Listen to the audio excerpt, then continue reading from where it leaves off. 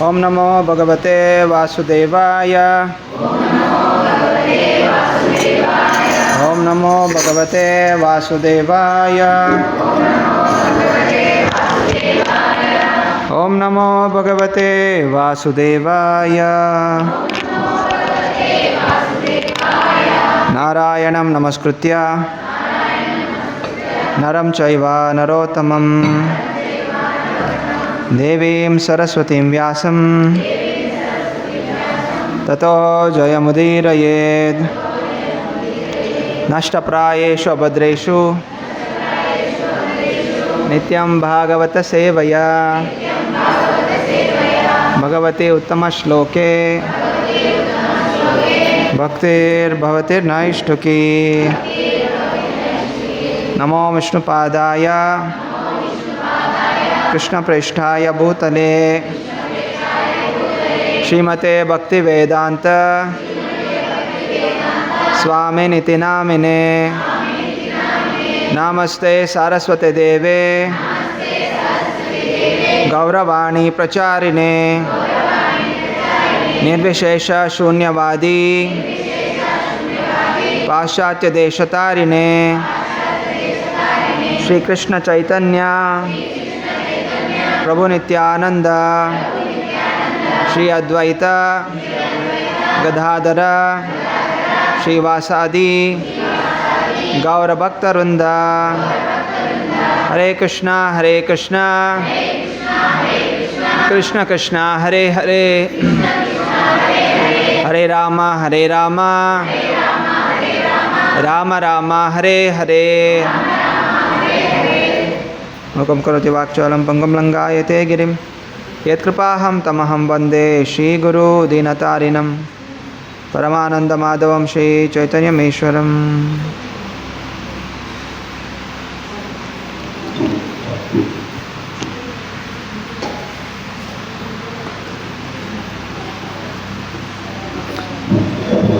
हरे कृष्ण।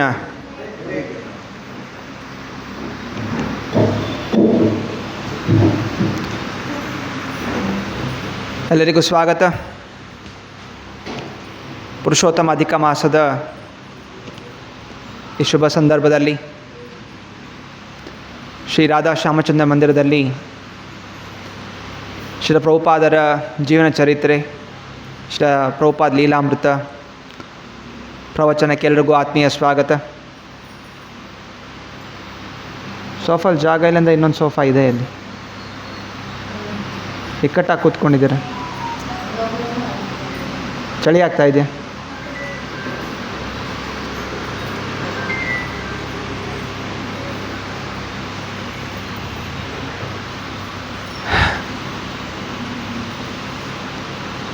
ಯಾರೆಲ್ಲ ಹೊಸದಾಗಿ ಬಂದಿದ್ದೀರಾ ಕೈ ಎತ್ತಿ. ಫಸ್ಟ್ ಟೈಮ್ ಬಂದಿರೋರು ಕೈ ಎತ್ತಿ ಅಂತ ಹೇಳಿದ್ದು ನೀವು.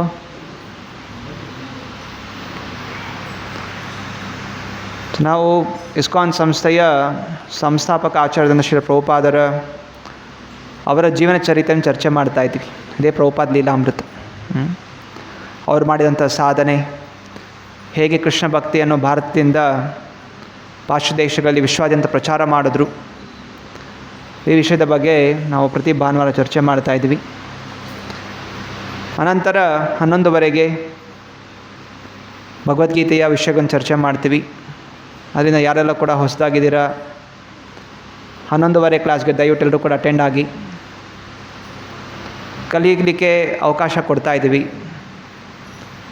ಕೂರೋದು ನಿಮ್ಮ ಒಂದು ನಿರ್ಧಾರ.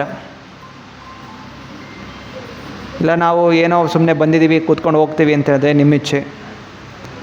ಇಲ್ಲ ಕಲಿತೀವಿ, ಆಧ್ಯಾತ್ಮಿಕವಾಗಿ ಮುಂದುವರಿತೀವಿ, ಭಗವಂತನ ಪ್ರಾಪ್ತಿ ಮಾಡ್ತೀವಿ ಅಂತ ಆಸಕ್ತಿ ಇರೋರು 11:30 ಕ್ಲಾಸ್ಗೆ 11:30 12:00 ಪ್ರವಚನ ಇರುತ್ತೆ. ದಯವಿಟ್ಟು ಅದಕ್ಕೆ ಭಾಗವಹಿಸಿ. ಸೊ ಇಲ್ಲಿ ತನಕ ಪ್ರಭುಪಾದರ ಜೀವನ ಚರಿತ್ರೆಯಲ್ಲಿ ಬಾಲ್ಯದಿಂದಲೂ ಕೃಷ್ಣ ಭಕ್ತಿಯಲ್ಲಿ ಮೆರೆದಂಥವರು, ಗುರುಗಳ ಆದೇಶದನುಸಾರ ಈ ಕೃಷ್ಣ ಭಕ್ತಿಯನ್ನು ವಿಶ್ವಾದ್ಯಂತ ಪ್ರಚಾರ ಮಾಡಲಿಕ್ಕೆ ಅಮೇರಿಕಾ, ಜಪಾನ್ ಎಲ್ಲ ಕಡೆ ಸಂಚಾರ ಮಾಡಿದ್ದಾರೆ.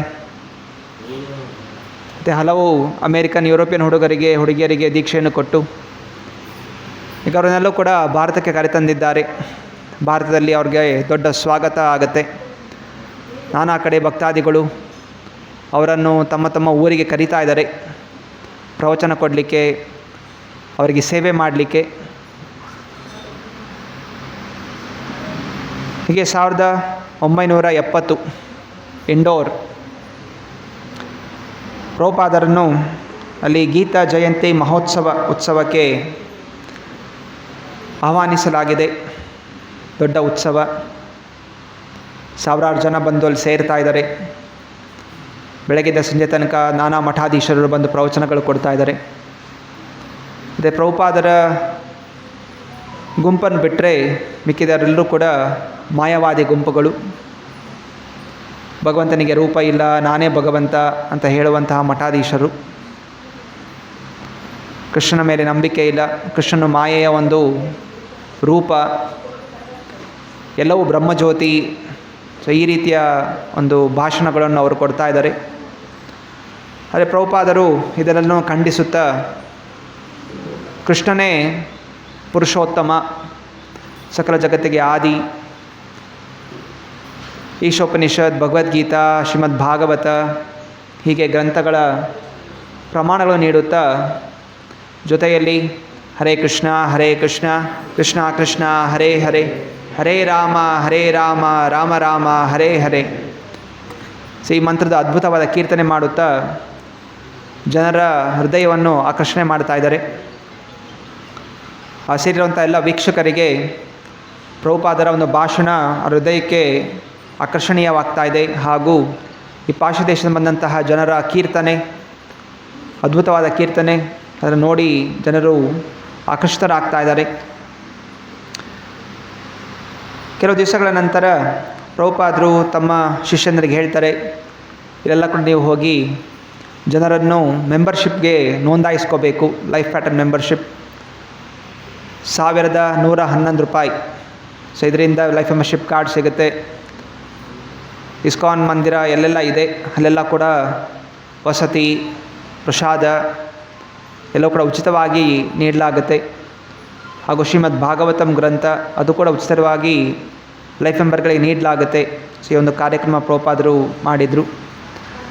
ನಮ್ಮ ಶಿಷ್ಯಂದರು ಹಂಸದೂತ ಅವರಿಗೆ ಹೇಳ್ತಾರೆ, ನೀವು ಹೋಗಿ ಇಲ್ಲಿ ಅಂಗಡಿ ಮನೆಗಳಿಗೆ ಹೋಗಿ ಈ ಕೃಷ್ಣ ಬುಕ್ಕನ್ನು ವಿತರಣೆ ಮಾಡಿ, ಮತ್ತು ಅವರಿಗೆ ಮೆಂಬರ್ಶಿಪ್ ಆಗಲಿಕ್ಕೆ ನೀವು ಸೂಚನೆಯನ್ನು ಕೊಡಿ ಅಂತ ಹೇಳ್ತಾರೆ.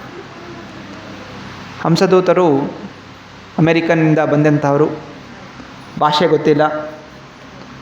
ಮತ್ತು ಇಲ್ಲಿ ಒಂದು ಪುಸ್ತಕ ತಗೊಂಡು $1,111. ಸೊ ಅವತ್ತಿನ $1,111 ಇವತ್ತು $55,555 ಲೈಫ್ ಪ್ಯಾಟರ್ನ್ ಮೆಂಬರ್ಶಿಪ್. ಒಂದು ಪುಸ್ತಕ ತಗೊಂಡು ಅಷ್ಟು ದುಡ್ಡು ಯಾರು ಕೊಡ್ತಾರೆ ಅಂತ ಹೇಳಿ ಅವರದಕ್ಕೆ ಗಮನ ಕೊಡ್ತಾ ಇರಲಿಲ್ಲ. 2ನೇ ದಿವಸ ಮತ್ತೆ ಪ್ರಭುಪಾದ ಹೇಳ್ತಾರೆ, ಅವತ್ತು ಏನು ಗಮನ ಕೊಡೋದಿಲ್ಲ. 3 ದಿವಸ ಕಡ್ಡಾಯವಾಗಿ ಹೇಳ್ತಾರೆ, ಹೋಗಲೇಬೇಕು ಆಚೆ, ಮೆಂಬರ್ಶಿಪ್ ಮಾಡಬೇಕು ಅಂತ. ಏನು ಮಾಡೋದು? ಮತ್ತು ಪಕ್ಕದಲ್ಲಿ ಯಾರೋ ಒಬ್ಬ ವ್ಯಕ್ತಿಗಳನ್ನು ಕರ್ಕೊಂಡು ಹೋಗ್ತಾರೆ, ಬನ್ನಿ ನಮ್ಮ ಜೊತೆಯಲ್ಲಿ, ನಂಗೆ ಭಾಷೆ ಹೇಳಲಿಕ್ಕೆ ಬರಲ್ಲ, ಇಲ್ಲಿ ಹಿಂದಿ ಭಾಷೆ ಮಾತಾಡ್ತಾರೆ ಇಂಡೋರಲ್ಲಿ, ಸೊ ನಾನು ಮಾಡೋದನ್ನು ಅನುವಾದ ಮಾಡಿ ಅಂತ ಹೇಳಿ ಇನ್ನೊಬ್ಬ ವ್ಯಕ್ತಿನ ಕರ್ಕೊಂಡು ಹೋಗ್ತಾರೆ. ಆ ವ್ಯಕ್ತಿ ಅಲ್ಲಿ ಇಂಡೋರಲ್ಲಿರುವಂತಹ ಬಟ್ಟೆ ವ್ಯಾಪಾರಿಗಳ ಒಂದು ಅಂಗಡಿಗಳಿಗೆ ಕರ್ಕೊಂಡು ಹೋಗ್ತಾರೆ. ಸೊ ಅಲ್ಲಿ ಹೋಗಿ ದೊಡ್ಡ ದೊಡ್ಡ ವ್ಯಾಪಾರಿಗಳು, ಹೋಲ್ಸೇಲ್ ಕ್ಲಾತ್ ಮರ್ಚೆಂಟ್ಸ್, ಅಲ್ಲಿ ಈ ವ್ಯಕ್ತಿ ಹಂಸದೂತ ಪ್ರಭು ಹೋಗಿ ಈ ಥರ ನಾವು ಪ್ರಭುಪಾದರು ಇಸ್ಕಾನ್ ಸಂಸ್ಥೆ ಸ್ಥಾಪನೆ ಮಾಡಿದ್ದಾರೆ, ವಿಶ್ವದಿಂದ ಪ್ರಚಾರ ಆಗ್ತಾ ಇದೆ, ನಾವೆಲ್ಲ ಭಗವದ್ಗೀತೆಯ ಸಂದೇಶವನ್ನು ನಾವು ಪ್ರಚಾರ ಮಾಡ್ತಾ ಇದ್ದೀವಿ, ಹರಿಯ ನಾಮಸ್ಮರಣೆ ಪ್ರಚಾರ ಮಾಡ್ತಾ ಇದ್ದೀವಿ. ಇಂಗ್ಲೀಷಲ್ಲಿ ಹೇಳೋರು, ಅದನ್ನೇ ಜೊತೆಲಿದ್ದಂತಹ ವ್ಯಕ್ತಿ ಹಿಂದಿಗೆ ಅನುವಾದ ಮಾಡಿ ಹೇಳೋರು. ಆ ಅಂಗಡಿ ಮಾಲೀಕ ಗಮನ ಇಟ್ಟು ಕೇಳಿಸ್ಕೊತಾ ಇದ್ದ. ನಂತರ ಕೊನೆಯಲ್ಲಿ ಕೃಷ್ಣ ಬುಕ್ಕನ್ನು ಮುಂದೆ ಇಟ್ಟು, ದಯವಿಟ್ಟು ಕೃಷ್ಣ ಬುಕ್ಕನ್ನು ತಗೊಳ್ಳಿ ಹಾಗೂ 1111 ರೂಪಾಯಿಗೆ ಈ ಒಂದು ಮೆಂಬರ್ಶಿಪ್ಪನ್ನು ಸ್ವೀಕಾರ ಮಾಡಿ ಅಂತ ಹೇಳ್ತಾರೆ. ಹಾಗೆ ಅನುವಾದ ಮಾಡಿದಾಗ ಆ ಅಂಗಡಿ ಮಾಲೀಕ ತುರಂತವಾಗಿ ಒಂದು ಚೆಕ್ ತೆಗೆದು ಬರೆದು ಬಿಡ್ತಾನೆ, ತೊಗೊಳ್ಳಿ ಅಂತ, ಮೆಂಬರ್ಶಿಪ್ ನೋಂದಾಯಿಕೆ ಆಗುತ್ತೆ. ಹಂಸದೂತ ಪ್ರಭುಗೆ ಆಶ್ಚರ್ಯ ಆಗಿಬಿಡುತ್ತೆ. ಅವ್ರ ನಂಬಿಕೆನೇ, ನಮಗೆ ಅವ್ರ ಮೇಲೆ ನಂಬಿಕೆ ಬರ್ತಾಯಿಲ್ಲ, ಇಷ್ಟು ಸುಲಭವಾಗಿ ಆಗೋಯ್ತಲ್ಲ, ಮೆಂಬರ್ಶಿಪ್ ಆಗೋಗ್ಬಿಟ್ಟಲ್ಲ ಅಂಥೇಳಿ ತುಂಬ ಖುಷಿ ಆಗುತ್ತೆ. ಮತ್ತು ಇನ್ನೊಂದು ಅಂಗಡಿಗೆ ಹೋಗ್ತಾರೆ, ಅಲ್ಲೂ ಕೂಡ ಇದೇ ಹೇಳ್ತಾರೆ, ಅವನು ಕೂಡ ಮೆಂಬರ್ಶಿಪ್ ಆಗ್ತಾನೆ. ಹೀಗೆ 3 ಅಂಗಡಿಗಳಲ್ಲಿ 3 ಜನ ಮೆಂಬರ್ಶಿಪ್ ಆಗಿಬಿಡ್ತಾರೆ. 3 ಬುಕ್ ತೊಗೊಂಡು ಹೋಗಿದ್ರು, ಕೃಷ್ಣ ಬುಕ್, 3 ಕೃಷ್ಣ ಬುಕ್ ವಿತರಣೆ ಆಯಿತು, 3 ಜನ ಮೆಂಬರ್ಶಿಪ್ ಆಯಿತು. ಸೀದಾ ವಾಪಸ್ ಬರ್ತಾರೆ, ಪ್ರಭುಪಾದಿಗೆ ಹೇಳ್ತಾರೆ ಈ ರೀತಿ 3 ಜನ ಮೆಂಬರ್ಶಿಪ್ ಆದರು ಅಂತ. ಪ್ರಭುಪಾದರಿಗೆ ತುಂಬ ಖುಷಿ ಆಗುತ್ತೆ. ಅನಂತರ ಮರುದಿವಸ ಅಲ್ಲಿ ಇಂಡೋರ್ದ ರಾಜನ ಭೇಟಿಯಾಗಲಿಕ್ಕೆ ಹೋಗ್ತಾರೆ. ಆ ಸಮಯದಲ್ಲಿ ಇನ್ನೂ ರಾಜರಿದ್ದರು, ಇನ್ನು ಸಂಪೂರ್ಣವಾಗಿ ಸರ್ಕಾರ ಆಡಳಿಕೆ ಮಾಡ್ತಾ ಇರಲಿಲ್ಲ, ರಾಜರು ಕೂಡ ಇರ್ತಾಯಿದ್ರು. ಅದರಿಂದ ಈ ಊರಿನ ರಾಜನ ಹತ್ರ ಹೋಗೋಣ ಅಂತ ಹೇಳಿ ಪ್ರಭುಪಾದರು ಕೂಡ ಹೋಗ್ತಾರೆ ಜೊತೆಯಲ್ಲಿ. ಅನಂತರ ಇಲ್ಲಿ ಹಂಸದೂತ ಪ್ರಭು ಮತ್ತೆ ಪುನಃ ಮೆಂಬರ್ಶಿಪ್ ಬಗ್ಗೆ ಎಲ್ಲ ಹೇಳ್ತಾರೆ. ಆದರೆ ರಾಜ ಅದನ್ನು ತಿರಸ್ಕಾರ ಮಾಡ್ತಾನೆ, ಇಲ್ಲ ನಾನು ಮೆಂಬರ್ಶಿಪ್ ಆಗೋದಿಲ್ಲ ಅಂತ. ಆಯಿತು ಅಂತ ಹೇಳಿ ಎಲ್ಲರೂ ಕಾರಲ್ಲಿ ವಾಪಸ್ ಬರ್ತಾರೆ. ಬರ್ತಾ ಬರ್ತಾ ಹಂಸದೂತ ಒಬ್ರು ಕೇಳ್ತಾರೆ, ಪ್ರಭುಪಾದ ನಾನು ಹೇಳಿದ್ದು ಸರಿ ಇತ್ತಾ, ಪುಸ್ತಕಗಳ ಬಗ್ಗೆ ಸರಿಯಾಗಿ ಅವ್ರಿಗೆ ಹೇಳಿದ್ದ ಅಂತ. ಪ್ರಭುಪಾದ ಹೇಳ್ತಾರೆ, ನೀನು ಹೇಳಿದ್ದು ಹೇಳಿಲ್ಲ ಅದು ಮುಖ್ಯ ಅಲ್ಲ, ನನ್ನ ಪುಸ್ತಕಗಳು ಚಿನ್ನದ ಹಾಗೆ, ಯಾರಿಗೆ ಇದರ ಮೌಲ್ಯ ಗೊತ್ತಿದೆ ಅವರದನ್ನು ಸ್ವೀಕಾರ ಮಾಡ್ತಾರೆ ಹೊರತು ಬೇರೆಯವರು ಅದನ್ನು ಸ್ವೀಕಾರ ಮಾಡಲಿಕ್ಕೆ ಸಾಧ್ಯ ಇಲ್ಲ. ಆದ್ದರಿಂದ ರಾಜ ತಗೊಳ್ಳಿಲ್ಲ ಅಂಥೇಳಿ ನಾವು ಹೇಳಿದಂತಹ ವಿಷಯಗಳು ಸರಿಯಿಲ್ಲ ಅಂತ ನಾವು ಸ್ವೀಕಾರ ಮಾಡಲಿಕ್ಕಾಗಲ್ಲ. ಆ ರಾಜನಿಗೆ ಅಷ್ಟು ಬುದ್ಧಿ ಇಲ್ಲ. ನೆನ್ನೆ ಅಂಗಡಿ ವ್ಯಾಪಾರ ಮಾಡಲಿ ವ್ಯಾಪಾರಸ್ಥರು ಅವರದನ್ನು ಖರೀದಿ ಮಾಡಿದ್ರು ಗ್ರಂಥಗಳನ್ನು, ಆದರೆ ಈ ವ್ಯಕ್ತಿಗೆ ಅದನ್ನು ತಗೋಬೇಕು ಅನ್ನುವಂತಹ ಬುದ್ಧಿ ಅವನಿಗೆ ಬರಲಿಲ್ಲ. ಅದರಿಂದ ಯಾರಿಗೆ ಯೋಗ್ಯತೆ ಇದೆ ಅವರದನ್ನು ಸ್ವೀಕಾರ ಮಾಡ್ತಾರೆ ಅಂತ ಪ್ರಭುಪಾದ ಅವರಿಗೆ ಆಶ್ವಾಸನೆ ಕೊಡ್ತಾರೆ. ಹೀಗೆ ಇಲ್ಲಿ ಇಂಡೋರಲ್ಲಿ ಬೇರೆ ಬೇರೆ ಜನರು ಕೂಡ ಪ್ರಭುಪಾದರನ್ನು ಭೇಟಿಯಾಗಲಿಕ್ಕೆ ಬರ್ತಾಯಿದ್ರು. ಹಲವು ಜನ ಬೇರೆ ಬೇರೆ ಮಠದ ಮಠಾಧೀಶರು ಅವರು ಕೂಡ ಬರ್ತಾಯಿದ್ರು. ಆದರೆ ಅನೇಕರು ಎಲ್ಲರೂ ಕೂಡ ಮಾಯಾವಾದಿ ಗುರುಗಳೇ ಬರ್ತಾಯಿದ್ರು. ಕೆಲವೊಮ್ಮೆ ಪ್ರಭುಪಾದ ಶಿಷ್ಯಂದರಿಗೆ ಆಶ್ಚರ್ಯ ಆಗ್ತಾಯಿತ್ತು. ಸೊ ಈ ಮಾಯಾವಾದಿಗಳಿಗೆ ನಾವು ಹೇಗೆ ಅವ್ರನ್ನ ಬೋಧನೆ ಮಾಡೋದು? ನಾವು ಆಕ್ರಮಣಕಾರಿಯಾಗಿ ಮಾತಾಡಿದ್ರೆ ಅವ್ರು ಬೇಜಾರು ಪಡ್ಕೋತಾರೆ, ನೀವೆಲ್ಲ ಮೂರ್ಖರು, ಇದೆಲ್ಲ ಸರಿ ಇಲ್ಲ, ನಿಮ್ಮ ಗುರುಗಳು ಸರಿ ಇಲ್ಲ ಅಂತ ಹೇಳಿಬಿಟ್ರೆ ಮತ್ತು ಅವ್ರ ಶಿಷ್ಯಂದರು ನಮ್ಮಿಂದ ದೂರ ಆಗಿಬಿಡ್ತಾರೆ, ಜನರು ಬರೋದು ನಿಂತು ಹೋಗ್ತಾರೆ. ಇದರಿಂದ ಹೇಗೆ ನಾವು ಅವ್ರನ್ನ ಮಾತಾಡಿಸ್ಬೇಕು ಅಂತ ಪ್ರಭುಪಾದ ಹೇಳ್ತಾರೆ. ಈಗ ಪ್ರಭುಪಾದ ಕಲಿಸ್ಕೊಡ್ತಾರೆ. ಅಕಸ್ಮಾತಾಗಿ ಮಾಯಾವಾದಿ ಸನ್ಯಾಸಿಯ ಶಿಷ್ಯಂದರು ಅಥವಾ ಅವರ ಭಕ್ತಾದಿಗಳು ಬಂದಾಗ ಅವರು ನಾವು ಈ ಮಠದವರು ಅಂತ ಹೇಳಿದಾಗ ನೀವು ಕೇಳಬೇಕು, ಯಾವ ಮಠದವರು, ಯಾವ ಸ್ವಾಮೀಜಿ. ಸೊ ಇದರಿಂದ ಅನಿಸುತ್ತೆ, ಅವರ ಸ್ವಾಮೀಜಿ ಅಷ್ಟೇನು ದೊಡ್ಡವರಲ್ಲ, ಇನ್ನು ವಿಶ್ವಾದ್ಯಂತ ಏನೋದೇನು ಪ್ರಚಾರ ಇಲ್ಲ ಅನ್ನುವಂಥ ಭಾವನೆ ಅವ್ರಿಗೆ ಬರುತ್ತೆ ಯಾರು ಅಂತ ಕೇಳಿದಾಗ. ಅದಾದ ನಂತರ ಕೇಳಬೇಕು ಅವರ ತತ್ವ ಏನು, ಅವ್ರು ಏನು ವಿಷಯ ಬಗ್ಗೆ ಹೇಳ್ತಾ ಇದ್ದಾರೆ ಅಂತ. ಹೀಗೆ ಅವ್ರಿಗೆ ಅವಕಾಶ ಕೊಟ್ಟ ಮೇಲೆ ನಂತರ ನಾವು ನಮ್ಮ ತತ್ವವನ್ನು ಹೇಳಬೇಕು. ಹೇಗೆ ಈ ವೈಷ್ಣವ ತತ್ವದಲ್ಲಿ ಮಾಯವಾದ ವಿಷಯಗಳನ್ನು ಖಂಡನೆ ಮಾಡುತ್ತೆ. ಭಗವಂತನಿಗೆ ರೂಪ ಇಲ್ಲ ಅನ್ನೋದು ಸರಿಯಲ್ಲ, ಭಗವಂತನಿಗೆ ರೂಪ ಇದೆ, ಆದರೆ ನಮ್ಮ ಹಾಗೆ ಹುಟ್ಟು ಸಾವು ಕಾಯಿಲೆಗಳು ಬರುವಂಥ ರೂಪ ಅಲ್ಲ, ಬದಲಾಗಿ ದಿವ್ಯವಾದಂತಹ ರೂಪ, ಸಚ್ಚಿದಾನಂದ ರೂಪ. ಸೊ ಇದಕ್ಕೆಲ್ಲ ಪ್ರಮಾಣಗಳು ಭಗವದ್ಗೀತೆಯಲ್ಲಿದೆ, ಭಾಗವತಮಲ್ಲಿದೆ. ಸೊ ಈ ರೀತಿಯಲ್ಲಿ ಆ ಚಿಂತನೆಯನ್ನು, ಅವರಲ್ಲಿರುವಂತಹ ಮಾಯವಾದ ತತ್ವದ ಚಿಂತನೆಯನ್ನು ನಾವು ಸರಿಪಡಿಸಬೇಕು. ಮರು ದಿವಸ ಒಬ್ಬ ಬಾಬಾಜಿಯವರು ಬರ್ತಾರೆ. ಸೊ ವೈರಾಗಿ ಬಾಬಾ. ಸೊ ಪ್ರಭುಪಾದನ ಬಂದು ಭೇಟಿ ಆಗ್ತಾರೆ. ಪ್ರಭುಪಾದ್ರ ಜೊತೆ ಆ ವೈರಾಗಿ ಬಾಬಾ ಹಲವು ದಿವಸಗಳಿಂದ ಇಲ್ಲಿ ಇಂಡೋರಲ್ಲಿ ಪ್ರಭುಪಾದರ ಶಿಷ್ಯಂದ್ರ ಕೀರ್ತನೆ ಮಾಡಬೇಕಾದ್ರೆ ಅವರು ಕೂಡ ಬಂದು ಭಾಗವಹಿಸ್ತಾಯಿದ್ರು, ಹರೇ ಕೃಷ್ಣದ ಜಪಿಸ್ತಾಯಿದ್ರು. ಅರೆ ಪ್ರಭುಪಾದ ಶಿಷ್ಯಂದ್ರ ನೋಡ್ತಾರೆ, ಈ ವೈರಾಗಿ ಬಾಬಾ ಪ್ರಭುಪಾದನ ಬಂದು ಭೇಟಿ ಆದಮೇಲೆ ಆಚೆ ಹೋಗ್ಬಿಟ್ಟು ಅವರು ಚಾಯ್ ಕುಡಿತಾ ಇರ್ತಾರೆ, ಟೀ ಕುಡಿತಾ ಇರ್ತಾರೆ. ಸೊ ಈ ಶಿಷ್ಯನಿಗೆ ಇದೆಲ್ಲ ನೋಡಿಲ್ಲ. ಅವ್ರು ಯಾವತ್ತು ಪ್ರಭುಪಾದ ಹೇಳಿದ ಮಾತು ನಂಬಿರೋರು. ಪ್ರಭುಪಾದ ಹೇಳಿದರು 4 ನಿಯಮಗಳು ಪಾಲನೆ ಮಾಡಬೇಕು, ಟೀ ಕಾಫಿ ಈರುಳ್ಳಿ ಬೆಳ್ಳುಳ್ಳಿ ಎಲ್ಲ ತಿನ್ನಬಾರ್ದು, ಇದು ಕೃಷ್ಣ ಭಕ್ತಿಗೆ ಸೂಕ್ತ ಅಲ್ಲ ಅಂತ. ಅರೆ ಈ ಒಬ್ಬ ವ್ಯಕ್ತಿ ವೈರಾಗಿ ಬಾಬಾ ಅಂದ್ಕೊಂಡು ಇಲ್ಲಿ ಚಾಯ್ ಕುಡಿತಾರೆ ಅಲ್ಲ ಅಂಗಡಿಲಿ ಅಂತ ಹೇಳಿ ಸೀದಾ ಹೋಗಿ ಅವ್ರನ್ನೇ ಕೇಳಿಬಿಡ್ತಾರೆ, ಏನು ಚಾಯ್ ಕುಡಿತಾ ಇದೆಯಲ್ಲ ನೀನು ಅಂತ.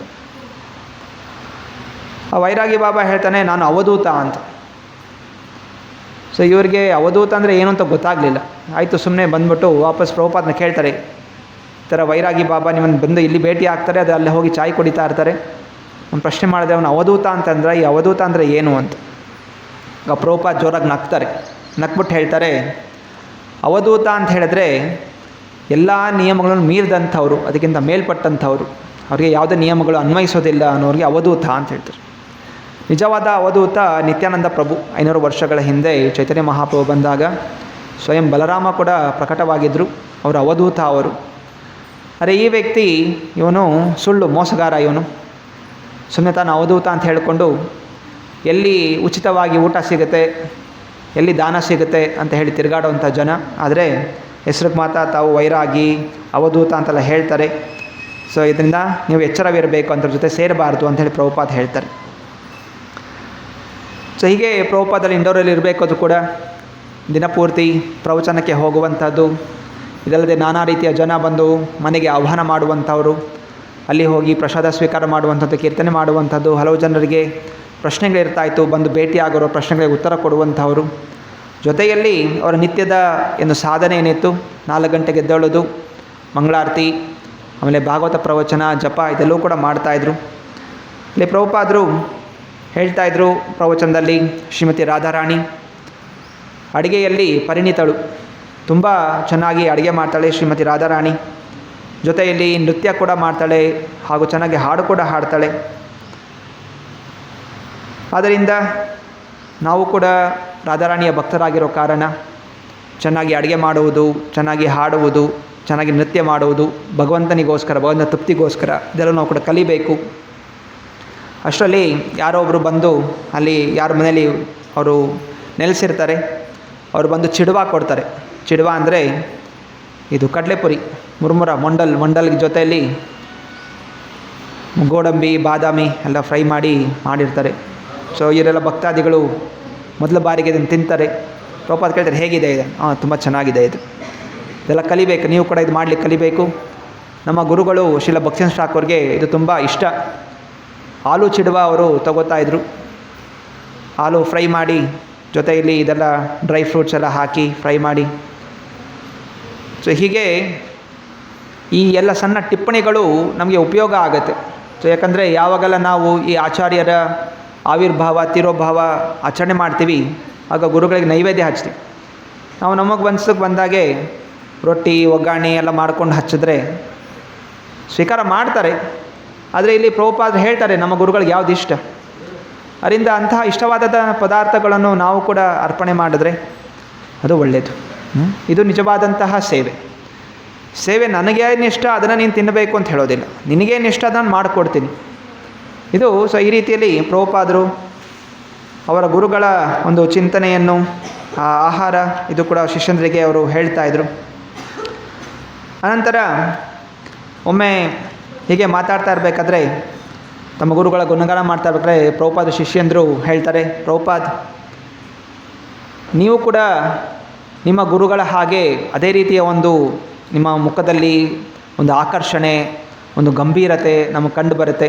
ಪ್ರಭುಪಾದರ ರೂಮಲ್ಲಿ, ಕೊಠಡಿಯಲ್ಲಿ ಅವರ ಗುರುಗಳು ಶ್ರೀಲ ಭಕ್ತಿಸಿಂಗ್ ಠಾಕೂರ್ದು ಒಂದು ದೊಡ್ಡ ಫೋಟೋ ಇತ್ತು. ಆಗ ಶಿಷ್ಯರು ಹೇಳ್ತಾರೆ, ನಿಮ್ಮ ಗುರುಗಳ ಥರ ನೀವು ಕೂಡ ಹಾಗೆ ಕಾಣ್ತೀರಾ ಅಂತ. ಆಗ ಪ್ರಭುಪಾದ ಹೇಳ್ತಾರೆ, ನೀನು ಕೇವಲ ಮಿಂಚನ್ನು ನೋಡ್ತಾ ಇದೆಯಾ ಅಷ್ಟೇ, ಕೇವಲ ಮಿಣುಕ್ತಾ ಇರೋದನ್ನು ನೋಡ್ತಾ ಇದೆಯಾ. ನನ್ನ ಗುರುಗಳು ಚಿನ್ನ, ನಾನು ಕೇವಲ ಹೊಳಪು ಅಷ್ಟೇ, ನಾನು ಕಬ್ಬಿಣ ಇದ್ದ ಹಾಗೆ. ಚಿನ್ನ ಮತ್ತು ಕಬ್ಬಿಣ ಯಾವತ್ತೂ ಸಮಾನ ಆಗ್ಲಿಕ್ಕೆ ಸಾಧ್ಯ ಇಲ್ಲ. ಹೀಗೆ ಪ್ರಭುಪಾದರು ಇಷ್ಟೊಂದೆಲ್ಲ ಪ್ರಚಾರ ಮಾಡಿದ್ರು ಕೂಡ ಅವರು ನನ್ನ ಗುಣಗಾನ ನನ್ನ ಗುರುಗಳಿಗೆ ಹೋಲಿಸ್ತಾ ಇದ್ದಾರಲ್ಲ ಅಂಥೇಳಿ ಅವರು ಅಹಂಕಾರದಲ್ಲಿ ಅಥವಾ ತನ್ನ ಶಿಷ್ಯಂದ್ರ ಗುಣಗಾನವನ್ನು ಸ್ವೀಕಾರ ಮಾಡಲಿಲ್ಲ. ಅವ್ರು ಹೇಳಿದ್ರು, ನನ್ನ ಗುರುಗಳಿಗೆ ನನ್ನನ್ನು ಹೋಲಿಸ್ಲಿಕ್ಕೆ ಸಾಧ್ಯ ಇಲ್ಲ, ಅವರು ನನಗಿಂತ ಎಷ್ಟೋ ಮಟ್ಟ ಶ್ರೇಷ್ಠರು, ಸಿಂಹ ಗುರು ಅಂತ ಕರೀತಾ ಇದ್ರು. ಅಂದರೆ ನಾನು ಅವ್ರ ಮುಂದೆ ಒಂದು ಸಣ್ಣ ಧೂಳಿದ್ದ ಹಾಗೆ. ಸೊ ಇದು ಪ್ರಭುಪಾದರ ವೈರಾಗ್ಯ. ಎಷ್ಟು ಸಾಧನೆ ಮಾಡಿದ್ರು ಕೂಡ ಅವರು ಯಾವತ್ತೂ ಕೂಡ ತಮ್ಮನ್ನು ತಾವು ದೊಡ್ಡವರು ಅಂತ ಅವರು ಯಾವತ್ತೂ ಕೂಡ ಹೇಳ್ಕೊತಾ ಇರಲಿಲ್ಲ. ಹಾಗೂ ತಮ್ಮ ಶಿಷ್ಯಂದರು ಕೂಡ ನಾವು ಎಷ್ಟೇ ಸಾಧನೆ ಮಾಡಿದ್ರು ಕೂಡ ನಮ್ಮಲ್ಲಿ ನಮ್ರ ಭಾವನೆ ಇರಬೇಕು. ನಾವೇನು ಮಾಡಿದ್ರೂ ಕೂಡ ಅದು ನಮ್ಮಿಂದ ಆಗಿಲ್ಲ, ಅದು ಗುರುಗಳ ಕೃಪೆಯಿಂದ, ಭಗವಂತನ ಕೃಪೆಯಿಂದ ಆಗ್ತಾಯಿದೆ ಹೊರತು ನಮ್ಮಲ್ಲಿ ಏನು ಯೋಗ್ಯತೆ ಇಲ್ಲ ಅನ್ನೋಂಥ ಭಾವನೆ ಸದಾ ನಮ್ಮಲ್ಲಿ ಇರಬೇಕು. ಸೊ ಈ ರೀತಿಯ ಭಾವನೆ ನಮ್ಮನ್ನು ಕೃಷ್ಣ ಭಕ್ತಿಯಲ್ಲಿ ಮುಂದುವರಿಸಲಿಕ್ಕೆ ಸಹಾಯ ಮಾಡುತ್ತೆ. ಸೊ ಯಾವಾಗನಲ್ಲಿ ನಾನು ಮಾಡಿದ್ದೀನಿ, ನನ್ನಿಂದ ಎಲ್ಲ ನಡೀತಾ ಇದೆ, ನಾನಿಷ್ಟು ಸೇವೆ ಮಾಡ್ತಾ ಇದ್ದೀನಿ, ಸೊ ಇಂತಹ ಭಾವನೆಗಳು ಬಂದಾಗ ಏನಾಗುತ್ತೆ, ಇದು ಮುಳ್ಳುಗಳ ಹಾಗೆ. ಮುಳ್ಳಲ್ಲಿ ಹೃದಯದಲ್ಲಿ ಮುಳ್ಳುಗಳು ಸೇರ್ಕೊಂಡ್ಬಿಟ್ರೆ ಭಗವಂತ ಅಲ್ಲಿ ನಿವಾಸ ಮಾಡೋದಿಲ್ಲ. ಭಗವಂತ ಎಲ್ಲಿ ನಿವಾಸ ಮಾಡ್ತಾನೆ? ಕಮಲದಲ್ಲಿ ನಿವಾಸ ಮಾಡ್ತಾನೆ. ಅದು ನಮ್ಮ ಹೃದಯ ಕಮಲದ ಹಾಗೆ ಕೋಮಲವಾಗಿರಬೇಕು. ಸೊ ಹೇಗೆ ತುಣಾದಪಿ ಸುನೀಚೇನ ತರೋರಿವ ಸಹಿಷ್ಣುನ ಅಮಾನಿನ ಮಾನದೇನ ಕೀರ್ತನೀಯ ಸದಾ ಹರಿಹಿ. ಸೊ ಹೀಗೆ ಇನ್ನೊಮ್ಮೆ ಒಬ್ಬ ಜ್ಯೋತಿಷ್ಯ ಹೇಳುವಂಥವರು ಕೈಶಾಸ್ತ್ರ ನೋಡ್ತಾರಲ್ಲ, ಏನಂತೀರ ಅದಕ್ಕೆ? ಜ್ಯೋತಿಷ್ಯರಲ್ಲ. ಜ್ಯೋತಿಷ್ಯರು ಬರ್ತಾರೆ, ಪ್ರಭುಪಾದ್ ನಾನು ಜ್ಯೋತಿಷ್ಯ ನೋಡೋದಲ್ಲಿ ಪರಿಣಿತನು, ನಿಮ್ಮ ಕೈಯಲ್ಲಿ ಏನಿದೆ ಭವಿಷ್ಯ ನಾನು ಹೇಳ್ತೀನಿ ಅಂತ. ಪ್ರಭುಪಾದ್ ಹೇಳ್ತಾರೆ, ನಂದೇ ನೋಡೋ ಅವಶ್ಯಕತೆ ಇಲ್ಲ, ನಮ್ಮ ಶಿಷ್ಯಂದಿದ್ದಾರೆ, ಬೇಕಾದ್ರೆ ಅವ್ರದ್ದು ಬಗ್ಗೆ ನೋಡಿ ಹೇಳಿ ಅಂತ. ಆಯಿತು ಅಂಥೇಳಿ ಅವರೆಲ್ಲ ಯುರೋಪಿಯನ್ ಹುಡುಗರು ಅವರೆಲ್ಲ ಕೈ ನೋಡಿಬಿಟ್ಟು ಅವ್ರವ್ರದ್ದೇನು ಭವಿಷ್ಯ ಇದೆ ಇದೆಲ್ಲ ಆ ವ್ಯಕ್ತಿ ಹೇಳ್ತಾನೆ, ಮತ್ತು ಹೊರಟೋಗ್ಬಿಡ್ತಾನೆ. ನಂತರ ಎಲ್ಲ ಶಿಷ್ಯಂದರು ಕೇಳ್ತಾರೆ, ಮತ್ತು ನಾವು ಏನು ಮಾಡಬೇಕು, ವ್ಯಕ್ತಿ ಏನೆಲ್ಲೋ ಅಂದ, ನಾವು ಎಷ್ಟದನ್ನು ನಂಬಬೇಕು ಅಥವಾ ಏನದನ್ನು ಪಾಲನೆ ಮಾಡಬೇಕು ಅಂತ. ಅದಕ್ಕೆ ಪ್ರಭುಪಾದ್ ಹೇಳ್ತಾರೆ, ನಾವು ಪ್ರತಿನಿತ್ಯ ಭಗವಂತನ ಮುಂದೆ ಆರತಿ ಮಾಡ್ತಾ ಚಪ್ಪಾಳೆ ತಟ್ತಾ ಹರೇ ಕೃಷ್ಣ ಕೃಷ್ಣ ಕೃಷ್ಣ ಹರೇ ಹರೇ ಹರೇ ರಾಮ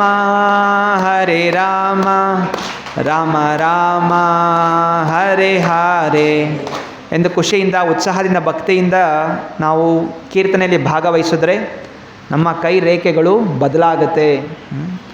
ಅದರಿಂದ ಜ್ಯೋತಿಷ್ಯ ಕೇವಲ ರೇಖೆಗಳು ಏನು ಸೂಚನೆ ಕೊಡುತ್ತೆ ಅಂತ ಹೇಳ್ತಾಯಿದ್ರು, ಆದರೆ ಹರಿಯ ನಾಮಸ್ಮರಣೆ ರೇಖೆಗಳನ್ನು ಒಳ್ಳೆಯ ರೀತಿಯಲ್ಲಿ ಬದಲಾಯಿಸುತ್ತೆ ಅನ್ನೋದಂತಹ ಮಾತನ್ನು ಹೇಳ್ತಾರೆ.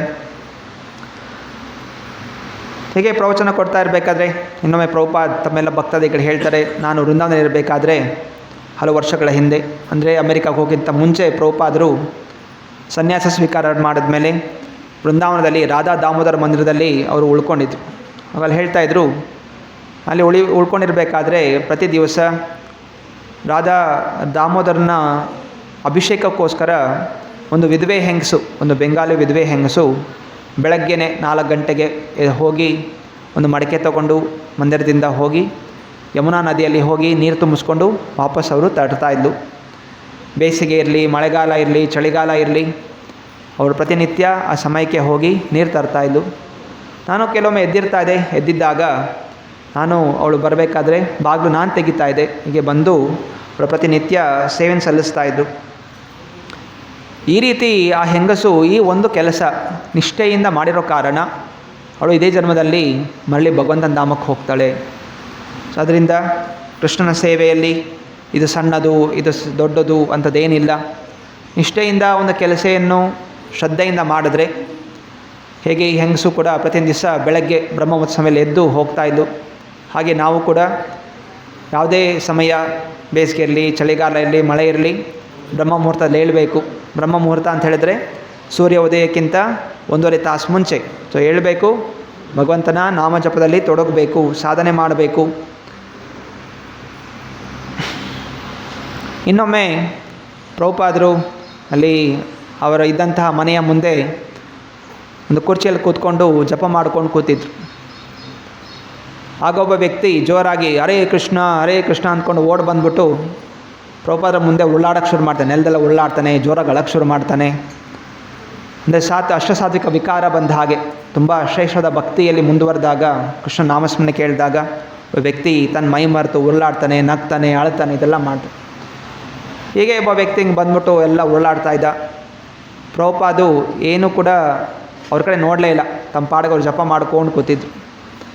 ಈ ವ್ಯಕ್ತಿ ತುಂಬ ಹೊತ್ತು ನೋಡ್ದ, ಪ್ರಭುಪಾದ ಏನೂ ಪ್ರತಿಕ್ರಿಯೆ ಕೊಡಲಿಲ್ಲ. ಮತ್ತು ಎದ್ದುಬಿಟ್ಟು ಅವನು ಹೊಟ್ಟೋಗ್ಬಿಟ್ಟ.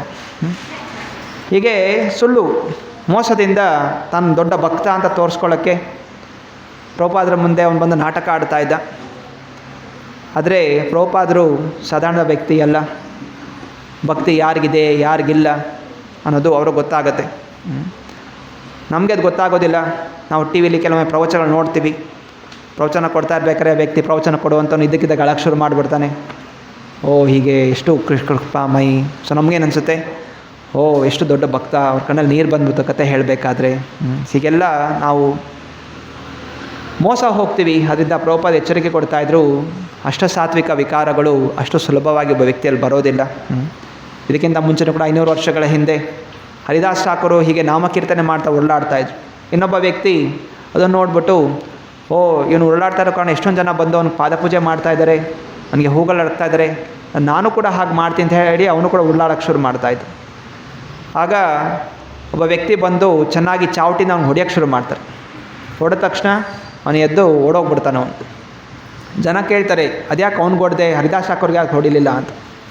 ಹರಿದಾಸ್ ಠಾಕೂರು ಶುದ್ಧವಾದ ಭಕ್ತರು, ಅದು ಎಲ್ರಿಗೂ ತಿಳಿದಂಥದ್ದು. ಆದರೆ ಈ ವ್ಯಕ್ತಿ ಆ ಶುದ್ಧವಾದ ಭಕ್ತನನ್ನು ನೋಡಿ ಹೇಗೆ ಅವ್ರಿಗೆಲ್ಲ ಜನ ಆಕರ್ಷಣೆ ಆಗ್ತಾರೆ ಅಂಥೇಳಿ ನನಗೂ ಕೂಡ ಆಕರ್ಷಣೆ ಆಗಬೇಕು ಅಂತ ನಾನು ಕೂಡ ಹಂಗೆ ಮಾಡ್ತೀನಿ ಅಂತೇಳಿ ಉರುಳಾಡ್ದ. ಅದರಿಂದ ಹೊಡೆದಾಗ ಅವನು ಎದ್ದು ಓಡೋಗ್ಬಿಟ್ಟ. ಅಕಸ್ಮಾತ್ ಹರಿದಾಸ್ ಠಾಕೂರ್ ಹೊಡೆದಿದ್ರು ಕೂಡ ಅವರಿಗೆ ಅದು ಆಭಾಸ ಆಗ್ತಾ ಇರಲಿಲ್ಲ. ಅವರು ಸತ್ಯವಂತರು ಅಂತ ಹೇಳಿದ್ರು. ಸೊ ಹೀಗೆ ಜನರು ಮೋಸ ಮಾಡುವಂಥ ಜನ ಇರ್ತಾರೆ. ಸೊ ಕೃಷ್ಣ ಭಕ್ತಿ ಕ್ರಮೇಣವಾಗಿ ಅದು ಹಣ್ಣಾಗತ್ತೆ. ಅದು ಶುರುವಿನಲ್ಲೇ ಇದೆಲ್ಲ ಅಳು ಬರೋದು, ಕೆಲವೊಮ್ಮೆ ನಮಗೂ ಮನಸ್ಸಲ್ಲಿ ಕತೆಗಳು ಕೇಳಿದಾಗ ಕಣ್ಣಲ್ಲಿ ನೀರು ಬಂದುಬಿಡುತ್ತೆ. ಆದರೆ ಅದು ಅಶುದ್ಧವಾದ ಭಕ್ತಿಯ ಕಣ್ಣೀರಲ್ಲ, ಅದರ ಒಂದು ಪ್ರತಿಬಿಂಬ. ನಾವು ಏನು ನಿಯಮಗಳು ಮಾಡದೆ, ಸಾಧನೆ ಮಾಡದೆ ಇದ್ದಂಥವರು ಅಷ್ಟು ಶುದ್ಧವಾದ ಭಕ್ತಿ ನಮ್ಮಲ್ಲಿ ಬರಲಿಕ್ಕೆ ಸಾಧ್ಯ ಇಲ್ಲ. ಆದರೆ ಇದೊಂದು ಪ್ರತಿಬಿಂಬ. ಕ್ರಮೇಣವಾಗಿ ನಾವು ಸಾಧನೆ ಮುಂದುವರಿಸಿದ್ರೆ ಆ ಅಷ್ಟಸಾತ್ವಿಕ ವಿಕಾರ ಪ್ರಕಟವಾಗುತ್ತೆ. 1970 ಡಿಸೆಂಬರ್ ಇನ್ನೊಬ್ಬ ವ್ಯಕ್ತಿ ಗುಜರಾತಿಂದ ಇಲ್ಲಿ ಬಂದಿದ್ದಾರೆ. ಇಂಡೋರ್ಗೆ ಬಂದು ಪ್ರಭುಪಾದಿಗೆ ಆಹ್ವಾನ ಮಾಡ್ತಾರೆ, ಬನ್ನಿ ಗುಜರಾತಿಗೆ ಬನ್ನಿ, ಅಲ್ಲೂ ಕೂಡ ಒಂದು ದೊಡ್ಡ ಸಮ್ಮೇಳನ ನಾವು ಆಯೋಜನೆ ಮಾಡ್ತೀವಿ, ಅಲ್ಲೂ ನಾವು 1000 ಜನರನ್ನು ಕರೆಸ್ತೀವಿ, ನಿಮ್ಮ ಶಿಷ್ಯರಿಗೆ ನೀವು ಕೂಡ ಅಲ್ಲಿ ಗುಜರಾತಿಗೆ ಬನ್ನಿ ಅಂತ ಕರೀತಾರೆ. ಭಾಗುಬಾಯಿ ಜರಿವಾಲಾ ಅಂತ ದೊಡ್ಡ ಶ್ರೀಮಂತ ವ್ಯಕ್ತಿ, ಪರಿವಾರದವರು ಅಲ್ಲಿ ಗುಜರಾತಲ್ಲಿ. ಹಾಗೆಯೇ ಪ್ರಭುಪಾದರು ತಮ್ಮ ಶಿಷ್ಯಂದರು ಕರ್ಕೊಂಡು ಇಂಡೋರಿಂದ ಅವರು ಗುಜರಾತ್ಗೆ ಪ್ರಯಾಣ ಮಾಡ್ತಾರೆ, ಸೂರತ್. ಸೊ ಅಲ್ಲಿ ಸೂರತ್ಗೆ ಪ್ರಯಾಣ ಮಾಡ್ತಾ ಇದ್ದ ಹಾಗೆ ರೈಲ್ವೆ ಸ್ಟೇಷನಲ್ಲಿ ಬಂದಾಗ 1000 ಜನ ಬಂದಿರ್ತಾರೆ ಇವ್ರನ್ನ ಸ್ವಾಗತ ಮಾಡಲಿಕ್ಕೆ. ಇಷ್ಟೊಂದೆಲ್ಲ ಪ್ರಚಾರ ಆಗ್ತಾ ಇದೆ ನ್ಯೂಸ್ ಪೇಪರಲ್ಲಿ ಎಲ್ಲ ಕಡೆ. ಈ ಥರ ಪ್ರಭುಪಾದರು ಭಾರತೀಯ ವ್ಯಕ್ತಿ ಕೃಷ್ಣ ಭಕ್ತಿಯನ್ನು ಅಮೇರಿಕಕ್ಕೆ ಕರ್ಕೊಂಡು ಹೋಗಿ ಪ್ರಚಾರ ಮಾಡಿ, ಅಮೇರಿಕಾದಲ್ಲಿರುವಂಥ ಜನ ಈಗ ಬಂದು ಇಲ್ಲಿ ಭಾರತದಲ್ಲಿ ಕೀರ್ತನೆ ಮಾಡ್ತಾ ಇದ್ದಾರೆ ಅಂತೆಲ್ಲ ಪೇಪರಲ್ಲಿ ಬರ್ತಾ ಇರೋ ಕಾರಣ ಅನೇಕರಿಗೆ ಆಕರ್ಷಣೆ ಆಗಿತ್ತು. ಮುಖ್ಯವಾಗಿ ಗುಜರಾತಲ್ಲಿ ಅನೇಕರು ಕೃಷ್ಣ ಭಕ್ತರು, ಯಾಕೆಂದರೆ ಅಲ್ಲಿ ದ್ವಾರಕಾ ಧಾಮ ಇದೆ. ಸೊ ಅದರಿಂದ ಸಂಪೂರ್ಣ ರಾಜ್ಯದ ಜನರು ಕೃಷ್ಣನ ಭಕ್ತರಾಗಿದ್ದಾರೆ. ಅದರಿಂದ ಇಂಥ ಒಬ್ಬ ಕೃಷ್ಣ ಭಕ್ತರು ಇಲ್ಲಿ ಬಂದಿದ್ದಾರೆ ಅಂತ ಹೇಳಿದಾಗ ಆ ಎಲ್ಲ ಸನ್ಯಾಸಿಗಳನ್ನ ಸ್ವಾಗತ ಮಾಡಲಿಕ್ಕೋಸ್ಕರ ದೊಡ್ಡ ರಸ್ತೆಯಲ್ಲಿ ಎಲ್ಲರೂ ಕೂಡ ಇವತ್ತೇನು ಪೊಲಿಟಿಷಿಯನ್ಸ್ ದೊಡ್ಡ ದೊಡ್ಡ ಬ್ಯಾನರ್ ಹಾಕಿ ಎಲ್ಲ ಕಡೆ ಅವ್ರವ್ರ ಫೋಟೋಗಳು ಹಾಕ್ಕೊಂಡು ಫ್ಲ್ಯಾಗ್ಗಳು ಹಾಕ್ಕೊಂಡು ಎಲ್ಲ ಆಚರಣೆ ಮಾಡ್ತಾರೆ. ಈ ರೀತಿಯಲ್ಲಿ ಪ್ರಭುಪಾದರ ದೊಡ್ಡ ದೊಡ್ಡ ಭಾವಚಿತ್ರಗಳು ಎಲ್ಲ ಕಡೆ ಹೂವು ಹಣ್ಣು ಇದೆಲ್ಲ ನೇತು ಹಾಕಿ ಅವ್ರನ್ನ ಸ್ವಾಗತ ಮಾಡ್ತಾ ಇದ್ದಾರೆ. ಸಂಪೂರ್ಣ ಸಿಟಿ, ಎಲ್ಲ ಊರು ಸೂರತ್ತಲ್ಲಿರುವಂಥ ಎಲ್ಲ ಜನರು ಆಲ್ಮೋಸ್ಟ್ ಬಂದುಬಿಟ್ಟಿದ್ದಾರೆ. ಅಲ್ಲಿನ ಮೇಯರ್ ವೈಕುಂಠ ಶಾಸ್ತ್ರಿ ಅಂತ, ಅವನು ರಜೆನೇ ಕೊಟ್ಬಿಟ್ಟಿದ್ದಾನೆ ಎಲ್ಲ ಜನರಿಗೆ, ಸ್ಕೂಲ್ಗಳಿಗೆ ಶಾಲೆಗೆಲ್ಲ ರಜೆ ಕೊಟ್ಬಿಟ್ಟು ಸ್ವಾಮೀಜಿಗಳು ಬಂದಿದ್ದಾರೆ, ಅವ್ರ ಪ್ರವಚನ ಎಲ್ಲರೂ ಕೇಳಬೇಕು, ಭಾಗವಹಿಸಬೇಕು ಕೀರ್ತನೆ ಅಂಥೇಳಿ ಸೊ ರಜೆ ಕೊಟ್ಬಿಟ್ಟಿದ್ದಾರೆ. ಸೊ ಇಷ್ಟು ದೊಡ್ಡದಾಗಿತ್ತು ಇಸ್ಕಾನ್ ಒಂದೊಂದು ಸಮಯದಲ್ಲಿ. ಅನಂತರ ಈ ಒಬ್ಬ ವ್ಯಕ್ತಿ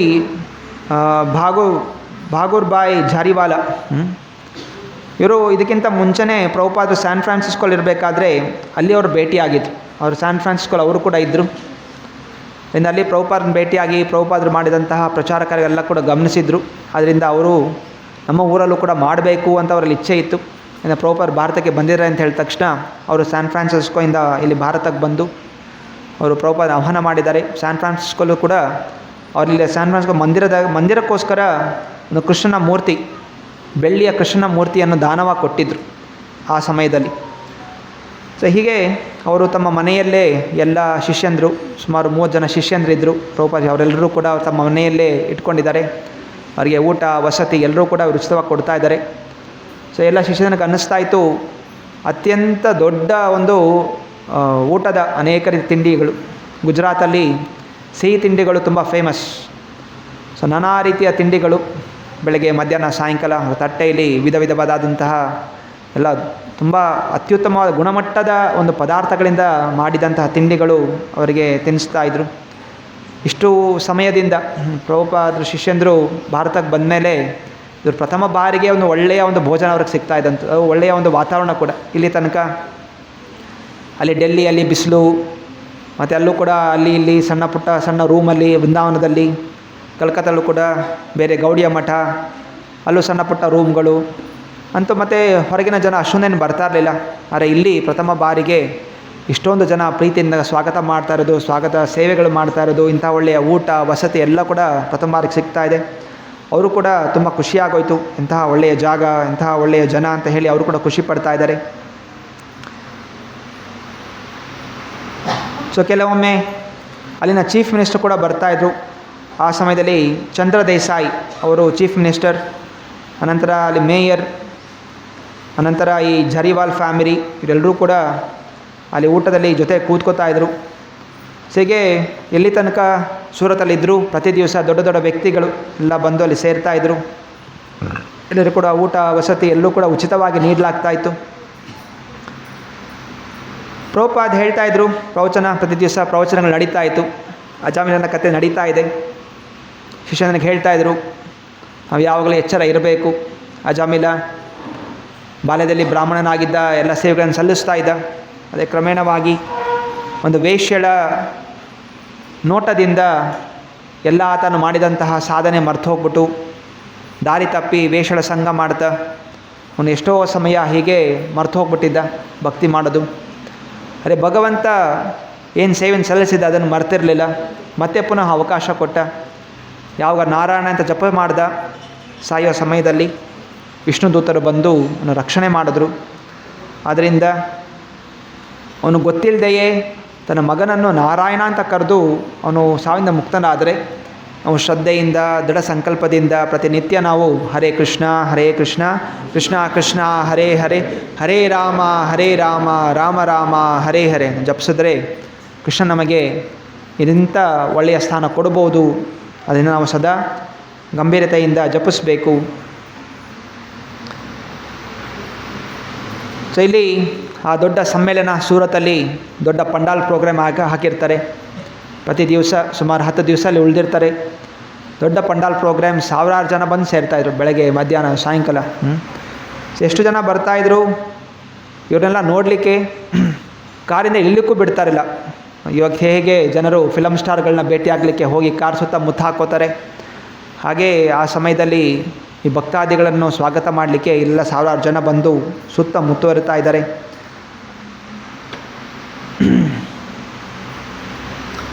ಸೊ ಪ್ರಭುಪಾದರು ಪ್ರವಚನ ಕೊಡ್ತಾಯಿದ್ರು. ಸೊ ಹೇಗೆ ಕೃಷ್ಣ ಜಗತ್ತಿಗೆ ಒಡೆಯ, ನಾವೆಲ್ಲರೂ ಕೂಡ ಕೃಷ್ಣ ಭಕ್ತಿಯಲ್ಲಿ ತೊಡಗಬೇಕು. ಜನ್ಮಾಂತರಗಳಲ್ಲಿ ನಾನಾ ರೀತಿಯ ಇಂದ್ರಿಯ ಭೋಗದಲ್ಲಿ ತೊಡಗಿರ್ತೀವಿ. ಆದರೆ ಈ ಒಂದು ಜನ್ಮ ನಾವು ಕೃಷ್ಣ ಭಕ್ತಿಯಲ್ಲಿ ತೊಡಗಿಸ್ಬೇಕು, ಸಾಧನೆ ಸೇವೆಯಲ್ಲಿ ಮುಳುಗಿಸ್ಬೇಕು.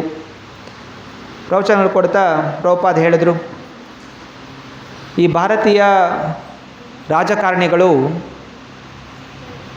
ಇಲ್ಲಿ ತನಕ ದೇಶಕ್ಕೆ ಸ್ವಾತಂತ್ರ್ಯ ಬಂದ ಮೇಲಿಂದ ಏನು ಮಾಡ್ತಾಯಿದ್ದಾರೆ, ಬೇರೆ ಬೇರೆ ದೇಶಗಳಿಗೆ ಹೋಗಿ ಭಿಕ್ಷೆ ಬೇಡ್ತಾ ಇದ್ದಾರೆ. ನಮ್ಮ ದೇಶ ಬಡ ದೇಶ, ನಮ್ಮ ದೇಶದಲ್ಲಿ ಏನೂ ಇಲ್ಲ, ದಯವಿಟ್ಟು ಸ್ವಲ್ಪ ಹಣ ಕೊಡಿ. ಸ್ವಲ್ಪ ನಮಗೆ ಅನ್ನದಾನ ಮಾಡಿ ಅಂತ ಹೇಳಿ ರಾಜಕಾರಣಿಗಳು ಹೋಗಿ ಬೇರೆ ಬೇರೆ ದೇಶಗಳೆಲ್ಲ ಮಂತ್ರಿಗಳನ್ನು ಕೇಳ್ತಾಯಿದ್ರು. ನಮ್ಮ ದೇಶ ಬಡ ದೇಶ, ಇನ್ನೂ ಬೆಳಿಬೇಕು, ಪಾಶ್ಚಾತ್ಯ ದೇಶದ ಹಾಗೆ ನಮ್ಮ ದೇಶ ಕೂಡ ಕಾರ್ಖಾನೆಗಳು ಬರಬೇಕು ಅಂತ ಹೇಳಿ ಭಿಕ್ಷೆ ಬೇಡ್ತಾಯಿದ್ರು. ಆದರೆ ನಾನು ಏನು ಮಾಡಿದ್ದೀನಿ, ನಾನು ಯಾರನ್ನೂ ಭಿಕ್ಷೆ ಬೇಡಿಲ್ಲ. ನಾನು ಬೇರೆ ಬೇರೆ ದೇಶಗಳಿಗೆ ಹೋಗಿ ನಾನು ಅವರಿಗೆ ಏನೋ ಕೊಟ್ಟಿದ್ದೀನಿ. ಯಾವುದು? ಈ ಜಗತ್ತಿನ ಶ್ರೇಷ್ಠವಾದಂಥ ಐಶ್ವರ್ಯ ಕೃಷ್ಣ ಭಕ್ತಿಯನ್ನು ನಾನು ಬೇರೆ ಕಡೆ ಪ್ರಚಾರ ಮಾಡಿದ್ದೀನಿ. ಇದು ನಾನು ಮಾಡಿದಂತಹ ಸಾಧನೆ. ಪ್ರಭುಪಾದರು ಅವ್ರಿಗೆ ಎಲ್ಲ ಪ್ರವಚನದಲ್ಲಿ ಹೇಳ್ತಾಯಿದ್ರು. ಆದ್ದರಿಂದ ಇವತ್ತಿನ ದಿವಸ ವಿಶ್ವಾದ್ಯಂತ ಜನರು ಭಾರತಕ್ಕೆ ಗೌರವಿಸ್ತಾ ಇದ್ದಾರೆ. ಯಾತಕ್ಕೋಸ್ಕರ ಗೌರವಿಸ್ತಾ ಇದ್ದಾರೆ?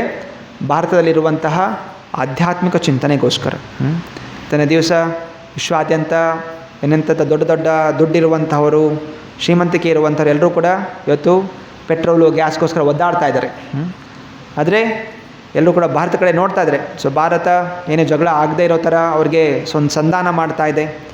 ಹಾಗೂ ಕಡಿಮೆ ಬೆಲೆಯಲ್ಲಿ, ಇಷ್ಟು ದೊಡ್ಡ ದೇಶ ಆದರೂ ಕೂಡ ಕಡಿಮೆ ಬೆಲೆಯಲ್ಲಿ ಇನ್ನೂ ಕೂಡ ನಮಗೆ ಗ್ಯಾಸ್ಗಳು ಪೆಟ್ರೋಲ್ಗಳೆಲ್ಲ ಸಿಗ್ತಾ ಇದೆ. ಯಾವುದುಗಳು ಯುದ್ಧಗಳು ಆಗದೇ ಇರೋ ಥರ ಅವರು ನೋಡ್ಕೋತಾ ಇದ್ದಾರೆ. ಸೊ ಇದೆಲ್ಲ ಯಾತಕ್ಕೋಸ್ಕರ? ನಮ್ಮಲ್ಲಿರುವಂತಹ ಆಧ್ಯಾತ್ಮಿಕ ಚಿಂತನೆಗೋಸ್ಕರ. ಇಲ್ಲಿ ತನಕ ನಮ್ಮಲ್ಲಿ ಆಧ್ಯಾತ್ಮಿಕ ಚಿಂತನೆ ಸ್ಥಿರವಾಗಿರುತ್ತೆ, ಭಗವಂತ ನಮ್ಮನ್ನು ರಕ್ಷಿಸ್ತಾನೆ. ಶಾಸ್ತ್ರ ಹೇಳುತ್ತೆ, ರಾಕೆ ಕೃಷ್ಣ ಮಾರೇಕೆ, ಮಾರೇ ಕೃಷ್ಣ ರಾಕೆಕೆ. ಸೊ ಯಾರನ್ನು ಕೃಷ್ಣ ರಕ್ಷಣೆ ಮಾಡ್ತಾನೆ ಅವರನ್ನು ಯಾರು ಕೂಡ ಸಾಯಿಸೋಕ್ಕಾಗೋದಿಲ್ಲ. ಆದರೆ ಕೃಷ್ಣ ಯಾರನ್ನು ಸಾಯಿಸಬೇಕು ನಿಶ್ಚಯ ಮಾಡಿದ್ರೆ ಅವರನ್ನು ಕಾಪಾಡಲಿಕ್ಕೆ ಯಾರಿಗೂ ಸಾಧ್ಯ ಇಲ್ಲ. ಅದರಿಂದ ಪಾಶ್ಚಾತ್ಯ ದೇಶಗಳಿಗೆ ಹಣ ಇರ್ಬೋದು, ಐಶ್ವರ್ಯ ಇರ್ಬೋದು, ಬಂಬುಗಳಿರ್ಬೋದು, ಆದರೆ ಕೃಷ್ಣ ಭಕ್ತಿ ಇಲ್ಲದೆ ಇರೋ ಕಾರಣ ಎಲ್ಲವೂ ಕೂಡ ನಾಶ ಆಗುತ್ತೆ. ಅದೇ ನಮ್ಮ ಹತ್ರ ಏನೇ ಇಲ್ದಿದ್ರೂ ಕೂಡ ನಮ್ಮಲ್ಲಿ ಕೃಷ್ಣ ಭಕ್ತಿ ಅನ್ನೋದು ಇದ್ದರೆ ಯಾರೂ ಕೂಡ ನಮ್ಮನ್ನೇನು ಕೂಡ ಮಾಡಲಿಕ್ಕೆ ಆಗೋದಿಲ್ಲ. ಮತ್ತು ಪ್ರಭುಪಾದ ಹೇಳ್ತಾರೆ, ಇಲ್ಲಿ ನಾನು ಸೂರತ್ತಿಗೆ ಬಂದಿರಬೇಕಾದ್ರೆ ಬೇರೆ ಬೇರೆ ಕಡೆ ನನ್ನ ಆಹ್ವಾನ ಮಾಡ್ತಾಯಿದ್ರು, ಬೇರೆ ಬೇರೆ ಕಡೆ ಹೋಗ್ತಾಯಿದ್ದೆ, ಮನೆಗಳಿಗೆ ಹೋಗ್ತಾಯಿದ್ದೆ, ಕೆಲವು ಕಡೆ ಗುಡಿಗಳಿಗೂ ಕರ್ಕೊಂಡು ಹೋಗ್ತಾಯಿದ್ರು. ಆದರೆ ನಿಮ್ಮ ಊರಲ್ಲಿ 2 ಗುಡಿ ಇದೆ, ಅದರ ಹೆಸರು ರಾಮ ಮಂದಿರ ಅಂತ ಗುಡಿ ಹೆಸರಿದೆ. ಅದೇ ಗುಡಿ ಒಳಗಡೆ ಹೋದರೆ ರಾಮನ ವಿಗ್ರಹನೇ ಇಲ್ಲ. ಯಾವುದೋ ಆ ಮಠಾಧೀಶರದ್ದು ಫೋಟೋ ಇಟ್ಕೊಂಡ್ಬಿಟ್ಟು ಅವರು ಪ್ರವಚನ ಕೊಡ್ತಾಯಿದ್ದಾರೆ. ಅಂದರೆ ಮಾಯಾವಾದಿ ಜನ. ಸೊ ಮಾಯಾವಾದಿ ಜನ ನೋಡಲಿಕ್ಕೆ ರಾಮ ರಾಮ ಅಂತ ಜಪಿಸ್ತಾರೆ, ಕೃಷ್ಣ ಕೃಷ್ಣ ಜಪಿಸ್ತಾರೆ. ಅರೆ ಅವರ ಹೃದಯದಲ್ಲಿ ರಾಮನಿಗಾಗಲಿ ಕೃಷ್ಣನಿಗಾಗಲಿ ಯಾವುದೇ ಸ್ಥಾನ ಇಲ್ಲ. ಯಾಕೆಂದರೆ ಮಾಯಾವಾದಿಗಳ ಚಿಂತನೆ ಏನು? ಅಹಂ ಬ್ರಹ್ಮಾಸ್ಮಿ, ನಾನೇ ಭಗವಂತ ಅಂತ. ಆದ್ದರಿಂದ ಇಂಥದ್ದೆಲ್ಲ ಚಿಂತನೆ ಇದ್ದರೆ ನಾವು ಯಾವತ್ತೂ ಕೂಡ ಆಧ್ಯಾತ್ಮಿಕವಾಗಿ ಮುಂದುವರಿಲಿಕ್ಕೆ ಸಾಧ್ಯ ಇಲ್ಲ, ಮತ್ತು ನಮ್ಮ ಸರ್ವನಾಶ ಖಂಡಿತವಾಗಿ ಆಗುತ್ತೆ ಅಂತ ಪ್ರಭುಪಾದರು ಧೈರ್ಯದಿಂದ ಆ ದೊಡ್ಡ ಪಂಡಾಲ್ ಪ್ರೋಗ್ರಾಮಲ್ಲಿ ಎಲ್ಲ ಜನರಿಗೂ ಎಚ್ಚರಿಕೆ ಕೊಡ್ತಾಯಿದ್ರು. ಮತ್ತು ಇನ್ನೊಂದು ಕಡೆ ಮುಂಬೈಯಲ್ಲೂ ಕೂಡ ಗೀತಾ ಸಮ್ಮೇಳನ ಅಂತ ಹೋಗಿದೆ. ಗೀತಾ ಸಮ್ಮೇಳನಕ್ಕೆ ಹೋದರೆ ಅಲ್ಲಿ ಭಗವಂತ ಕೃಷ್ಣನ ಫೋಟೋನೇ ಇಲ್ಲ, ಅದನ್ನು ಬಿಟ್ಟು ಬೇರೆ ಯಾರ್ಯಾರ್ದೋ ಫೋಟೋಗಳೆಲ್ಲ ಹಚ್ಚಿದ್ದಾರೆ. ಇದು ಎಂತಹ ಗೀತಾ ಸಮ್ಮೇಳನ? ಗೀತಾ ಸಮ್ಮೇಳನ, ಗೀತಾ ಹೇಳಿದ್ದು ಕೃಷ್ಣ, ಅಂದರೆ ಕೃಷ್ಣನಿಗೆ ಪ್ರಾಮುಖ್ಯತೆ ಕೊಡಬೇಕು. ಆದರೆ ಕೃಷ್ಣನಿಗೆ ಪ್ರಾಮುಖ್ಯತೆ ಇಲ್ಲ, ಬರೀ ಮಠಾಧೀಶರ ಫೋಟೋಗಳು ಹಚ್ಕೊಂಡಿದ್ದಾರೆ.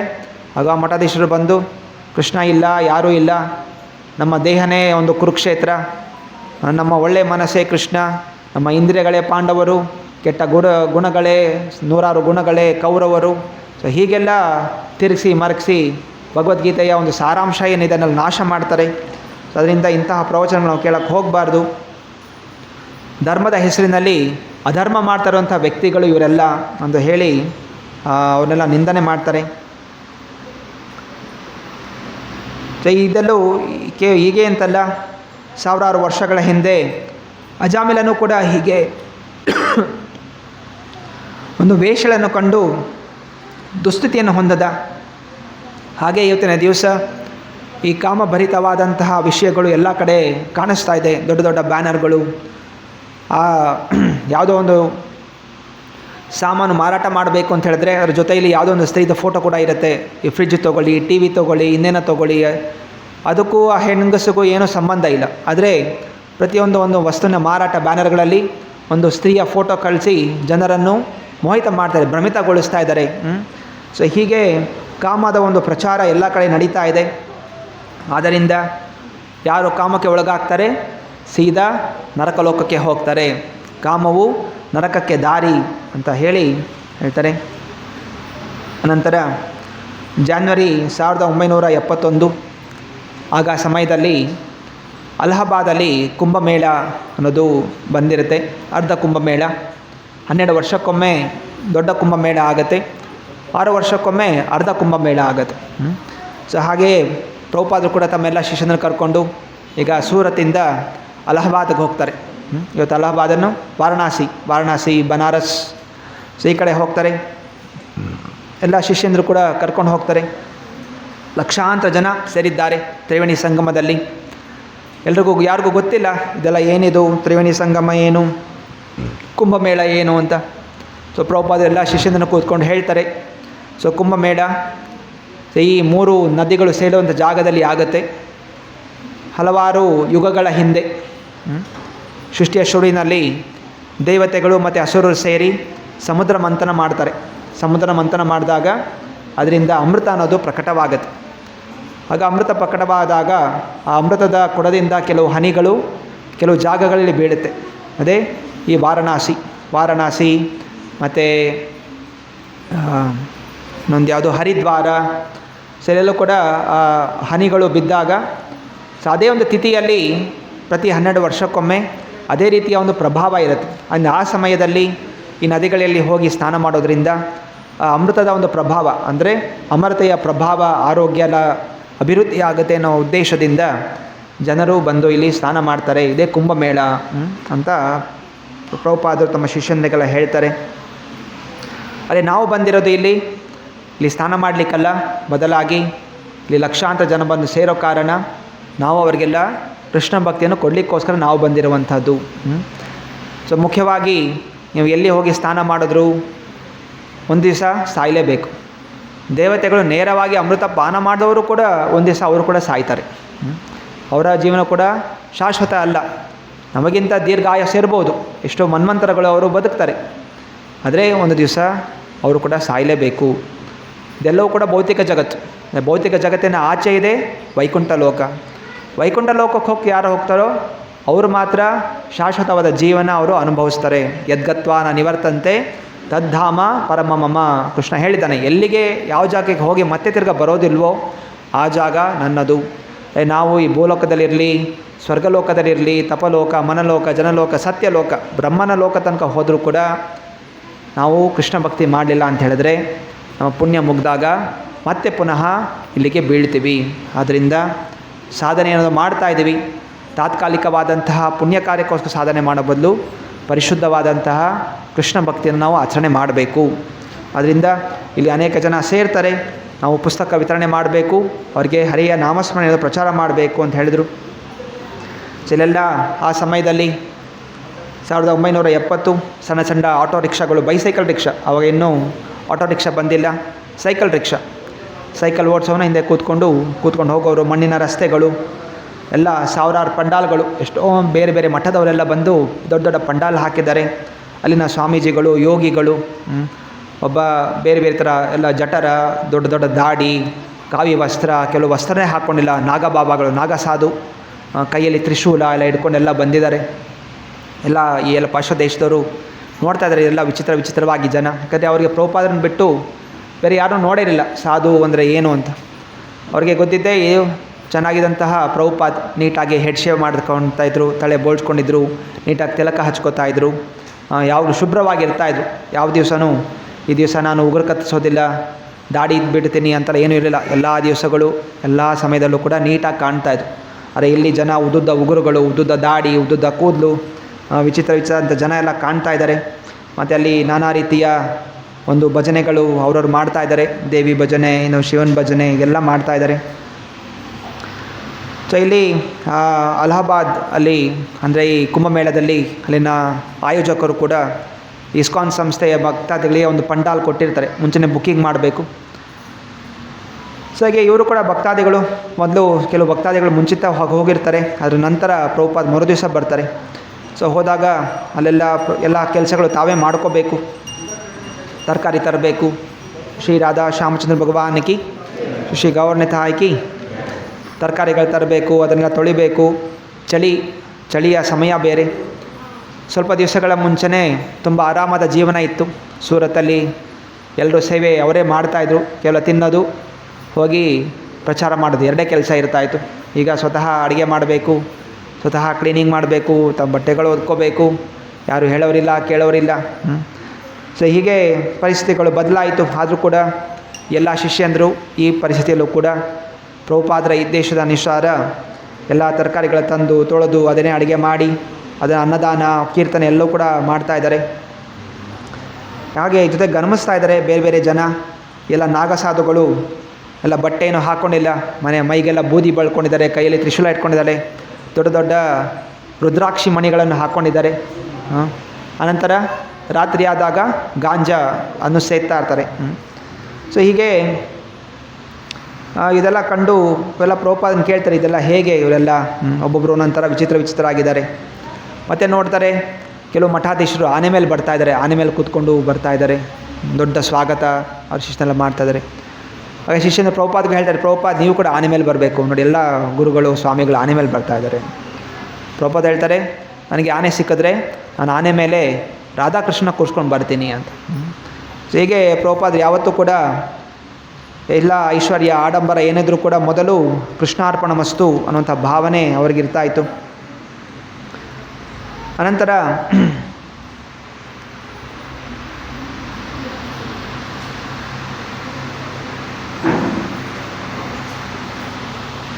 ಇಲ್ಲಿ 1 ತಿಂಗಳ ಸಮಯ, ಇಲ್ಲಿ ಕುಂಭಮೇಳ, ಅದ್ಭುತವಾದ ಶಕ್ತಿ ಏನು ಕುಂಭದಿಂದ ಅಮೃತ ಬಿದ್ದಿತ್ತು ಅದು 1 ತಿಂಗಳ ತನಕ ಇಲ್ಲಿ ಇರುತ್ತೆ. ಆದ್ದರಿಂದ ಯಾವುದಾದ್ರೂ ದಿವಸ ಜನ ಹೋಗಿ ಸ್ನಾನ ಮಾಡ್ತಾರೆ. 1 ತಿಂಗಳ ಜನ ಲಕ್ಷಾಂತರ ಜನ ಇರ್ತಾರೆ. ಆದಷ್ಟು ಜನ ನಾವು ಪ್ರಚಾರ ಮಾಡಬೇಕು. ಎಲ್ಲ ಬಾಬಾಜಿಗಳು, ಯೋಗಿಗಳು ಇವರೆಲ್ಲ ಶುದ್ಧ ಭಕ್ತರಲ್ಲ. ಶುದ್ಧ ಭಕ್ತರಲ್ಲ, ಯಾಕಂದರೆ ಅವರ ಆಕರ್ಷಣೆ ಸಿದ್ಧಿಗಳು ಎಲ್ಲ ತಪಸ್ಸೆ ಮಾಡಿಕೊಂಡು, ಹಿಮಾಲಯದಲ್ಲಿ ತಪಸ್ಸೆ ಮಾಡಿಕೊಂಡು ಅವರೆಲ್ಲ ಸುಮಾರು ವರ್ಷಗಳಿದ್ದಾರೆ. ಅವರು 100 ವರ್ಷಕ್ಕಿಂತ ಜಾಸ್ತಿ ವಯಸ್ಸಾಗದವಂತ ಕೂಡ ಇದ್ದಾರೆ. ಮತ್ತು ಅವ್ರ ಹತ್ರ ಕೇವಲ ಶಕ್ತಿಗಳಿರುತ್ತೆ. ಈ ನದಿಯಲ್ಲಿ ಮುಳುಗ್ತಾರೆ, ಬೇರೆ ಯಾವುದೋ ನದಿಯಿಂದ ಆಚೆ ಬರ್ತಾರೆ. ಮತ್ತು ನಾನಾ ರೀತಿಯ ವಸ್ತುಗಳನ್ನು ಪವಾಡದಿಂದ ತರಬಹುದು. ಭಾರತದಲ್ಲೇ ಕೂತ್ಕೊಂಡು ಅಫ್ಘಾನಿಸ್ತಾನಿಂದ ದಾಳಿಂಬೆ ಹಣ್ಣು ಅಫ್ಘಾನಿಸ್ತಾನದ ಫೇಮಸ್. ಆ ದಾಳಿಂಬೆ ಹಣ್ಣು ಬೇಕು ಅಂತ ಹೇಳಿದ್ರೆ ಇಲ್ಲೇ ಕೂತ್ಕೊಂಡು ಅವ್ರ ಮಾಯೆಯಿಂದ ತರ್ಬೋದು. ಇಂತಹ ಸಿದ್ಧಿಗಳು ಅವರು ಪಡೆದಿರ್ತಾರೆ. ಆದರೆ ಅದು ಶುದ್ಧವಾದ ಭಕ್ತಿ ಅಲ್ಲ. ಅದರಿಂದ ನಾವು ಅವರಿಗೆ ಗೌರವ ಅನ್ನೋದು ಕೊಡಬೇಕು. ಆದರೆ ಅವರ ಮಾತುಗಳನ್ನು ಕೇಳೋಕ್ಕೆ ಹೋಗಬಾರ್ದು, ಅವರ ಪ್ರವಚನಗಳು ಕೇಳಬಾರ್ದು. ಆದರೆ ಗೌರವ ಕೊಡಿ. ಏನೋ ಸಾಧನೆ ಮಾಡ್ತಾರೆ, ಭೌತಿಕ ಜನರಿಗಿಂತ ಅವರು ಏನೋ ಒಂದು ಸಿದ್ಧಿಗೋಸ್ಕರ ಆದರೂ ತಪಸ್ಸೆ ಮಾಡ್ತಾಯಿದ್ದಾರೆ, ತ್ಯಾಗ ಮಾಡಿದ್ದಾರೆ, ಭೌತಿಕ ಜನ ನಡೀತಿರೋ ಕಾರಣ ಗೌರವ ಕೊಡಿ. ಆದರೆ ಅವರಿಗೆ ನಾವು ಪ್ರವಚನಗಳು ಕೇಳೋಕ್ಕೆ ಹೋಗಬೇಡಿ, ಸ್ವಲ್ಪ ದೂರದಿಂದ ಇರಿ ಅಂತ ಎಚ್ಚರಿಕೆಯನ್ನು ಕೊಡ್ತಾಯಿದ್ರು. ಪ್ರಭುಪಾದರು ಗಮನಿಸಿದ್ರು, ಕೆಲವು ಬ್ರಹ್ಮಚಾರಿಗಳು ಬೆಳಗ್ಗೆ ಬರ್ತಾ ಇಲ್ಲ. ಸ್ವಲ್ಪ ಜನ ಮಾತ್ರ ಬೆಳಗ್ಗೆ ಎದ್ದು ಬರ್ತಾ ಇದ್ದಾರೆ. ಚಳಿ ದ್ವಾರ ಇತ್ತು, ತುಂಬ ಕುಂಭಮೇಳ ಸಮಯದಲ್ಲಿ ನದಿಯ ತೀರದಲ್ಲಿ 3:30 ಎದ್ದೇಳಬೇಕು. ಇದು ಪ್ರಭುಪಾದರು ಕೊಟ್ಟಂಥ ನಿಯಮ. ಪ್ರತಿ ದಿವಸ ಹೇಳಬೇಕು, ಯಾವುದೇ ತಿಂಗಳಿರಲಿ, ಅಧಿಕ ಮಾಸ ಇರಲಿ, ಕಾರ್ತಿಕ ಮಾಸ ಇರಲಿ ಅಥವಾ ಬೇರೆ ಮಾಸ ಇರಲಿ. ಕೆಲವು ಜನ 1 ತಿಂಗಳು ಮಾತ್ರ ತಪಸ್ಸೆ ಮಾಡ್ತಾರೆ, 1 ತಿಂಗಳು ತಪಸ್ಸೆ ಮಾಡ್ತಾರೆ. ಆದರೆ ಪ್ರಭುಪಾದರು ಕೊಟ್ಟಿದ್ದ ಇಸ್ಕಾನಲ್ಲಿ ಭಕ್ತಾದಿಗಳು ಎಲ್ಲ ದಿವಸವೂ ಒಂದೇ, ಎಲ್ಲ ದಿವಸಲ್ಲೂ ಬ್ರಹ್ಮಮುಹೂರ್ತ ಹೇಳಬೇಕು, ಸಾಧನೆ ಮಾಡಬೇಕು. ಹರೇ ಕೃಷ್ಣ ಕೃಷ್ಣ ಕೃಷ್ಣ ಹರೇ ಹರೇ, ಹರೇ ರಾಮ ರಾಮ ರಾಮ ಹರೇ ಹರೇ ಎಂದು ಪ್ರತಿನಿತ್ಯ 16 ಮಾಲೆ ಜಪಿಸಬೇಕು. ಹಾಗೂ 4 ನಿಯಮಗಳ ಪಾಲನೆ ಮಾಡಬೇಕು. ಜೊತೆಗೆ ಈ ಒಂದು ಜ್ಞಾನವನ್ನು ಇನ್ನೊಬ್ಬರಿಗೆ ಪ್ರಚಾರ ಮಾಡಬೇಕು. ಇದು ಪ್ರಭುಪಾದರು ಕೊಟ್ಟಿರೋಂಥ ನಿಯಮ. ಅರೆಗೆ ನೋಡಿದ್ರು ಕೆಲವು ಬ್ರಹ್ಮಚಾರಿಗಳು ಬರ್ತಾ ಇಲ್ಲ, ಹಂಗೆ ಮಲ್ಕೊಂಡೇ ಇರ್ತಾ ಇದ್ದಾರೆ. ಅನಂತರ ಪ್ರಭುಪಾದ ಏನು ಮಾಡಿದ್ರು, ಸ್ವತಃ ಅವರೇ ಹೋಗಿ ಒಂದು ಟವಲ್ ಹಾಕ್ಕೊಂಡು ಸೀದಾ ಹೋಗ್ಬಿಟ್ಟು ಅಲ್ಲಿ ನದಿಯಲ್ಲಿ ಸ್ನಾನ ಮಾಡೋಕ್ಕೆ ಶುರು ಮಾಡಿದ್ರು. ಇದೆಲ್ಲ ಶಿಷ್ಯಂದರು ನೋಡಿದ್ರು.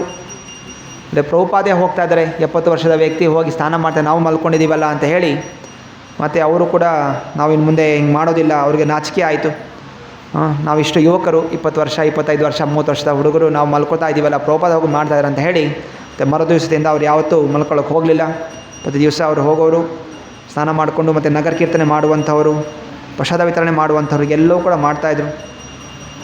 ಸಾವಿರಾರು ಪುಸ್ತಕಗಳು ಇದು ವಿತರಣೆ ಆಗ್ತಾಯಿತ್ತು. ಪ್ರಭುಪಾದ ಹೇಳ್ತಾಯಿದ್ರು, ಈ ಹರೇ ಕೃಷ್ಣ ಮಹಾಮಂತ್ರ ಇದು ಸಿಂಹದ ಗರ್ಜನೆಯ ಹಾಗೆ. ಸಿಂಹ ಗರ್ಜನೆ ಮಾಡಿದ್ರೆ ಸಣ್ಣ ಪುಟ್ಟ ಪ್ರಾಣಿಗಳೆಲ್ಲವೂ ಕೂಡ ಭಯದಿಂದ ಓಡೋಗ್ಬಿಡುತ್ತೆ. ಸೊ ಹಾಗೆಯೇ ಯಾವಾಗ ನಾವು ಕೃಷ್ಣ ಭಕ್ತಿಯಲ್ಲಿ ತೊಡಗ್ತೀವಿ, ಕೃಷ್ಣನ ನಾಮಸ್ಮರಣೆ ಮಾಡ್ತೀವಿ, ಆಗ ಎಲ್ಲ ಅಪರಾಧಗಳು, ಕಾಮವಾಸನಗಳು ಎಲ್ಲವೂ ಕೂಡ ದೂರ ಆಗುತ್ತೆ. ನಾವು ಎಚ್ಚರಿಕೆ ಇರಬೇಕು, ನಾಮಜಪ ಮಾಡಬೇಕು. ಅಲ್ಲಿ ನಮ್ಮಲ್ಲಿ ನಮ್ಮ ಭಾವನೆ ಇರಬೇಕು. ಅಹಂಕಾರದಿಂದ ನಾನೀಗ ಕೃಷ್ಣ ಭಕ್ತನು, ನಾನು ದೊಡ್ಡವನು ಅಂತ ಹೇಳಿ ಬೇರೆಯವರಿಗೆ ಅಪರಾಧ ಮಾಡೋದು, ಬೇರೆಯವ್ರನ್ನ ಹೀಯಾಳಿಸೋದು, ಬೇರೆಗೆ ನೋವು ಕೊಡೋದು ನಾವು ಮಾಡೋಕ್ಕೆ ಹೋದರೆ ಮತ್ತು ಅದು ನಮಗೆ ಫಲ ಕೊಡೋದಿಲ್ಲ. ಆದ್ದರಿಂದ ನಾವು ನಮ್ಮ ಸಾಧನೆ ಮಾಡಬೇಕು. ಅನಂತರ ಕುಂಭಮೇಳದಲ್ಲಿ ಹೀಗೆ ಒಂದು ತಿಂಗಳು ನಡೆಯುತ್ತೆ. ಮತ್ತು ಒಬ್ಬ ವ್ಯಕ್ತಿ ಗೌರ್ ಕಿಶೋರ್ ಅನ್ನೋಂಥವರು ಗೋರಖ್ಪುರಿಂದ ಅವರು ಪ್ರಭುಪಾದರನ್ನ ಬಂದು ಭೇಟಿ ಆಗ್ತಾರೆ. ಫೆಬ್ರವರಿ 3, 1971 ಹೇಳ್ತಾರೆ, ಸ್ವಾಮೀಜಿ ನಮ್ಮ ಊರಿಗೂ ಬನ್ನಿ, ಗೋರಖ್ಪುರಿಗೆ ಬನ್ನಿ. ಪ್ರಭುಪಾದ ಆಯಿತು ನೋಡೋಣ ಅಂತ ಹೇಳ್ತಾರೆ. ಮತ್ತು ಅಷ್ಟರಲ್ಲಿ ನಾವು ಇನ್ನೊಂದು ಕಡೆ ಹೋಗೋದಿತ್ತು, ಬನಾರಸ್ಸಲ್ಲಿ ಇನ್ನೊಬ್ಬರು ಮುಂಚೆನೇ ಕರೆದಿದ್ರು. ಅದರಿಂದ ಬನಾರಸ್ಗೆ ಪ್ರಭುಪಾದರು ಹಾಗೂ ಅವರ ಶಿಷ್ಯಂದರು ಹೋಗಿದ್ದಾರೆ. ಅಲ್ಲಿ ಡಾಕ್ಟರ್ RP ರಾವ್ ಅನ್ನೋವರು ಇಲ್ಲಿ ಪಂಡಾಲ್ ಪ್ರೋಗ್ರಾಮನ್ನು ಆಯೋಜಿಸಿದ್ದಾರೆ.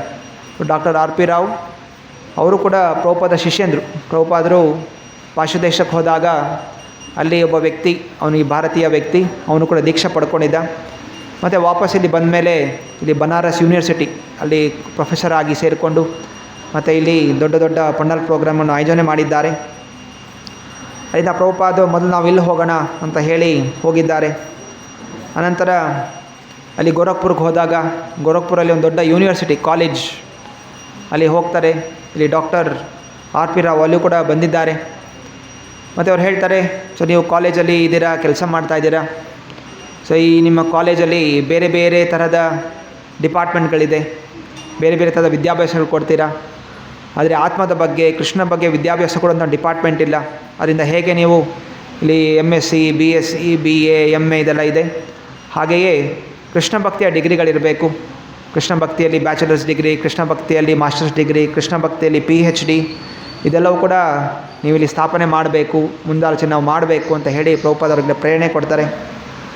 ಅನಂತರ ಫೆಬ್ರವರಿ 6, 1971 ಅವರು ಬನಾರಸ್ಗೆ ಹೋಗ್ತಾರೆ.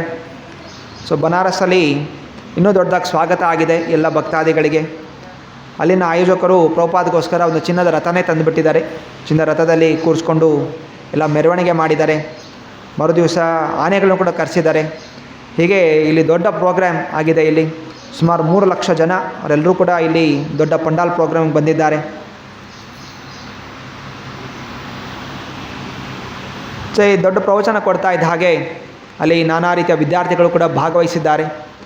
ಹಾಗೊಬ್ಬ ವಿದ್ಯಾರ್ಥಿ ಪ್ರಶ್ನೆ ಕೇಳ್ತಾರೆ, ಪ್ರಭುಪಾದ್ ಸ್ವಾಮೀಜಿ ನೀವೆಲ್ಲ ಈ ರೀತಿ ಕೃಷ್ಣ ಭಕ್ತಿ ಮಾಡಬೇಕು, ಕೃಷ್ಣ ಭಕ್ತರಾಗಿದ್ದಂಥವರು ಈ ರೀತಿ ಧೋತಿ ಹಾಕ್ಕೋಬೇಕು, ಪಂಚೆ ಹಾಕ್ಕೋಬೇಕು, ಕುರ್ತಾ ಹಾಕ್ಕೋಬೇಕು, ತಲೆಯಲ್ಲಿ ಶಿಖ ಇಟ್ಕೋಬೇಕು, ತಿಲಕ ಹಚ್ಕೋಬೇಕು, ಕೈಯಲ್ಲಿ ಜಪಮಾಲೆ ಇಟ್ಕೊಂಡು ಜಪ ಮಾಡಬೇಕು ಅಂತೆಲ್ಲ ಹೇಳ್ತಿರಲ್ಲ, ಮತ್ತು ನನ್ನ ಸ್ನೇಹಿತರು ಮತ್ತು ಬೇರೆ ನಮ್ಮ ನೆಂಟರು ಇವರೆಲ್ಲ ನಮ್ಮನ್ನು ನಿಂದನೆ ಮಾಡ್ತಾರೆ, ಹಾಸ್ಯ ಮಾಡ್ತಾರೆ, ಇದೇನೇ ಜುಟ್ಟು ಬಿಟ್ಕೊಂಡಿದ್ಯಾ, ಇದೇನಿದು ಉದ್ದಕ್ಕೆ ನಾಮ ಹಚ್ಕೊಂಡ್ಬಿಟ್ಟಿದ್ಯಾ, ಕೈಯಲ್ಲಿ ಏನಿದೊಂದು ಚೀಲ ಹಾಕ್ಕೊಂಡೆಲ್ಲ ತಿರುಗಾಡ್ತಾ ಇದೆಯಾ, ಇಂದನೆ ಮಾಡಿ ನಾವು ಹೇಗೆ ಇದನ್ನು ನಾವು ಎದುರಿಸ್ಬೇಕು ಅಂತ ಒಬ್ಬ ಹುಡುಗ ಕಾಲೇಜ್ ವಿದ್ಯಾರ್ಥಿ ಪ್ರಶ್ನೆ ಮಾಡ್ತಾನೆ. ಸೊ ಪ್ರಭುಪಾದ ಹೇಳ್ತಾರೆ, ನಾವು ಕೃಷ್ಣನ ಸೈನಿಕರು, ನಾವು ಯಾವುದೋ ಸಾಧಾರಣವಾದ ವ್ಯಕ್ತಿಗಳಲ್ಲ. ಆದ್ದರಿಂದ ನಾವು ಕೃಷ್ಣನ ತೃಪ್ತಿಪಡಿಸಬೇಕೇ ಹೊರತು ನಮ್ಮ ನೆಂಟರನ್ನು ಅವರಿವ್ರನ್ನ ತೃಪ್ತಿಪಡಿಸಲಿಕ್ಕೆ ನಾವು ಹೋಗಬಾರ್ದು. ಯಾಕೆಂತ ಹೇಳಿದರೆ ಭೌತಿಕ ಜನ ಕ್ರಮೇಣವಾಗಿ ನರಕಲೋಕಕ್ಕೆ ಹೋಗ್ತಾರೆ. ಅದೇ ನಾವು ಹೋಗ್ತಾ ಇರುವಂಥದ್ದು ಭಗವಂತನ ವೈಕುಂಠ ಲೋಕದ ಕಡೆ. ನಮಗೆ ಅಲ್ಲಿಗೆ ಹೋಗಬೇಕು ಅಂತ ಆಸಕ್ತಿ ಇದ್ದರೆ ನಾವು ಏನು ಹೇಳಿದ್ದಾರೆ ಅದನ್ನು ನಾವು ಪಾಲನೆ ಮಾಡಬೇಕು. ನಾಯಿಗಳು ಬೊಗಳ್ತಾ ಇರುತ್ತೆ, ನಾಯಿ ಬೊಗಳುತ್ತೆ ಅಂಥೇಳಿ ನಾವು ಅದಕ್ಕೆಲ್ಲ ಕಲ್ಲು ಹೊಡ್ಕೊಂಡು ಕೂತ್ಕೊಳ್ಳೋಕ್ಕಾಗಲ್ಲ. ನಮ್ಮ ದಾರಿ ಏನಿದೆ ನಾವು ನೋಡ್ಕೊಂಡು ಹೋಗಬೇಕು. ಈ ರೀತಿಯ ದೃಢ ಸಂಕಲ್ಪ ಇರಬೇಕು ಅಂತ. ಸೊ ಹಾಗೆಯೇ ಆ ಹುಡುಗನೂ ಕೂಡ ದೃಢವಾಗಿ ಪ್ರಭುಪಾದರ ಪ್ರವಚನಗಳೆಲ್ಲವೂ ಕೂಡ ಅವನು ಕೇಳಿಸ್ಕೊತಾನೆ. ನಂತರ ಪ್ರಭುಪಾದರು ಅವನಿಗೆ ದೀಕ್ಷಾ ಕೂಡ ಕೊಡ್ತಾರೆ. ಅವನಿಗೆ ಹೆಸರಾಗುತ್ತೆ ನಿರಂಜನ ದಾಸ ಅಂತ. ಈಗ ಅವನ ಹೆಸರು ನಿತ್ಯಾನಂದ ಅಂತಿತ್ತು. ನಂತರ ನಿತ್ಯಾನಂದ ತ್ರಯೋದಶಿ ದಿವಸದಂದು ಈಗ ನಿರಂಜನ ದಾಸ ಅಂತ ಅವನಿಗೆ ದೀಕ್ಷೆಯನ್ನು ಕೊಡ್ತಾರೆ. ಸೊ ಈ ರೀತಿಯಲ್ಲಿ ಪ್ರಭುಪಾದರ ಒಂದು ಸಾಧನೆ ಎಲ್ಲ ಕಡೆ ಪಾಶ್ಚಾತ್ಯ ದೇಶಕ್ಕೆ ಹೋಗೋಕ್ಕಿಂತ ಮುಂಚೆ ಪ್ರಭುಪಾದರು ಇಲ್ಲೆಲ್ಲ ಪ್ರಯತ್ನ ಮಾಡಿದರು ಪ್ರಚಾರ ಮಾಡಬೇಕು ಅಂತ. ಯಾರೂ ಕೂಡ ಅದನ್ನು ಸ್ವೀಕಾರ ಮಾಡ್ತಾ ಇರಲಿಲ್ಲ. ಯಾವಾಗ ಪಾಶ್ಚಾತ್ಯ ದೇಶಕ್ಕೆ ಹೋದರೂ ಪಾಶ್ಚಾತ್ಯ ದೇಶನ ಸ್ವೀಕಾರ ಮಾಡಿ ಮತ್ತು ಆ ಜನರನ್ನು ಬಂದು ಇಲ್ಲಿ ತೋರಿಸಿದಾಗ ಇಲ್ಲಿರೋ ಜನಕ್ಕೆ ನಾಚಿಕೆ ಆಗ್ತಾಯಿದೆ. ಅರೆ ನಾವು ಇಲ್ಲೇ ಇದ್ದಂಥವು ಕೃಷ್ಣ ಭಕ್ತಿ ಭಾರತದ್ದು, ನಾವು ಇಲ್ಲೇ ಇದ್ದು ಕೃಷ್ಣ ಭಕ್ತಿ ಮಾಡ್ತಾ ಇಲ್ಲ, ಆದರೆ ಈ ಯುರೋಪಿಯನ್ ಜನ ಮಾಡ್ತಾ ಇದ್ದಾರೆ ಅಂತ ಹೇಳಿ ಅದನ್ನು ಕಂಡು ನಾವು ಕೂಡ ಕೃಷ್ಣ ಭಕ್ತಿಯಲ್ಲಿ ಮುಳುಗಬೇಕು ಅಂತ ಹೇಳಿ ಇವಾಗೆಲ್ಲ ಜನ ಸಾವಿರಾರು ಜನ ಸೇರ್ಪಡೆ ಆಗ್ತಾ ಇದ್ದಾರೆ. ಈಗ ಪ್ರಭುಪಾದರು ಉಪಾಯದಿಂದ ಸೊ ಗುರುಗಳು ನೋಡಿದ್ರು ಜನ ಸ್ವೀಕಾರ ಮಾಡ್ತಾ ಇಲ್ಲ, ಎಲ್ಲ ಇಂದ್ರಿಯ ತೃಪ್ತಿಯಲ್ಲಿ ತೊಡಗ್ತಾ ಇದ್ದಾರೆ, ಹೇಗಾದ್ರು ಮಾಡಿ ಕೃಷ್ಣ ಭಕ್ತಿ ತೊಡಗಿಸ್ಬೇಕು ಅಂತ ಹೇಳಿ ಪ್ರಭುಪಾದರು ನಮ್ಮ ಒಂದು ಒಳಿತಿಗೋಸ್ಕರ ಪಾಶ್ಚಾತ್ಯ ದೇಶಕ್ಕೆ ಹೋಗಿ ಅಲ್ಲಿ ಪ್ರಚಾರ ಮಾಡಿ ತಿರ್ಗಿ ಅವರನ್ನು ಇಲ್ಲಿ ಕರ್ಕೊಬಂದು ಇಲ್ಲಿ ಜನಕ್ಕೆ ತೋರಿಸಿ ಏನು ಅವಶ್ಯಕತೆ ಇತ್ತು. ಹೆಂಗದಳು ಸ್ವೀಕಾರ ಮಾಡಿ ಅಲ್ಲೇ ಆರಾಮಾಗಿರ್ಬೋದಾಗಿತ್ತು. ಅಮೇರಿಕಾದಲ್ಲಿ ಶಿಷ್ಯಂದರು ದೊಡ್ಡ ದೊಡ್ಡ ದೊಡ್ಡ ಮಂದಿರಗಳು ನಿರ್ಮಾಣ ಮಾಡಿದರು, ಎಲ್ಲ ರೀತಿಯ ಹಣ ಐಶ್ವರ್ಯ ಎಲ್ಲ ಇತ್ತು, ಆರಾಮಾಗಿ ಅಲ್ಲೇ ಇರ್ಬೋದಾಗಿತ್ತು. ತಿರ್ಗಿ ವಾಪಸ್ ಇಲ್ಲಿ ಯಾಕೆ ಬರಬೇಕಾಗಿದೆ? ಇಲ್ಲಿ ಜನ ಯಾವತ್ತೂ ತಿರಸ್ಕಾರ ಮಾಡಿದೆ, ಇಲ್ಲಿಗೆ ಜನಕ್ಕೆ ಯಾಕೆ ಹೋಗಬೇಕು?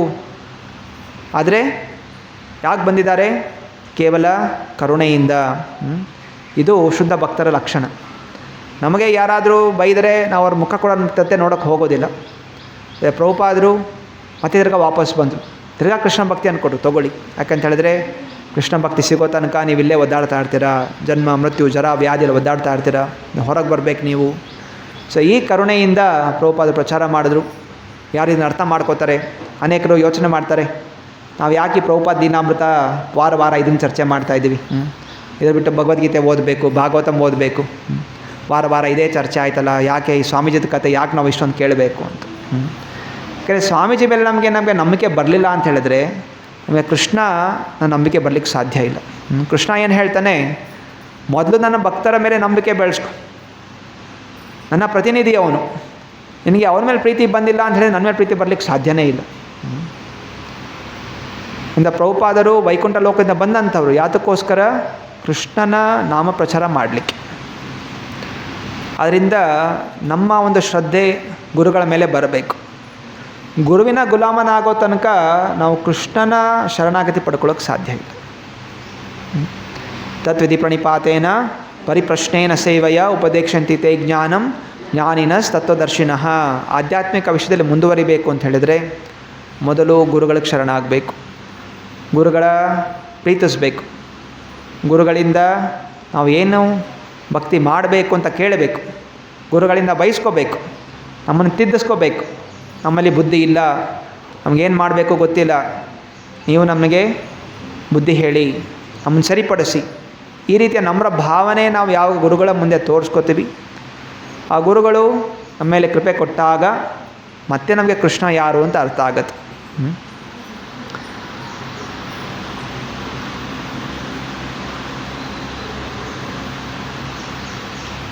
ಪ್ರಭುಪಾದರು ಹೀಗೆ ಪ್ರವಚನಗಳು ಕೊಡ್ತಾ ಕೆಲವೊಂದು ಕಡೆ ಕೆಲವು ವಿಷಯಗಳನ್ನು ಹೇಳಲಿಕ್ಕೆ ಸಣ್ಣ ಪುಟ್ಟ ಕಥೆಗಳನ್ನು ಹೇಳ್ತಾಯಿದ್ರು. ಕಥೆಗಳ ಮೂಲಕ ಕೆಲವು ಆಧ್ಯಾತ್ಮಿಕ ವಿಷಯಗಳನ್ನು ತತ್ವಗಳನ್ನು ಅವರು ಹೇಳ್ತಾಯಿದ್ರು. ಹೀಗೆ ಒಮ್ಮೆ ಹೇಳ್ತಾರೆ,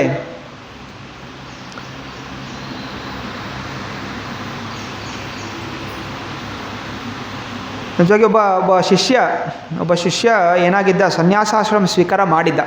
ಪ್ರಭುಪಾದದಿಂದ ಸನ್ಯಾಸ ಇದು ದೀಕ್ಷೆ ಪಡ್ಕೊಂಡು, ಆದರೆ ಇನ್ನೂ ಅವನು ಸನ್ಯಾಸದ ನಿಯಮಗಳನ್ನು ಪಾಲನೆ ಮಾಡ್ತಾ ಇರಲಿಲ್ಲ. ಕೆಲವೊಮ್ಮೆ ಬಿಟ್ಬಿಟ್ಟು ಹೋಗ್ಬಿಡ್ತಾ ಇದ್ದ.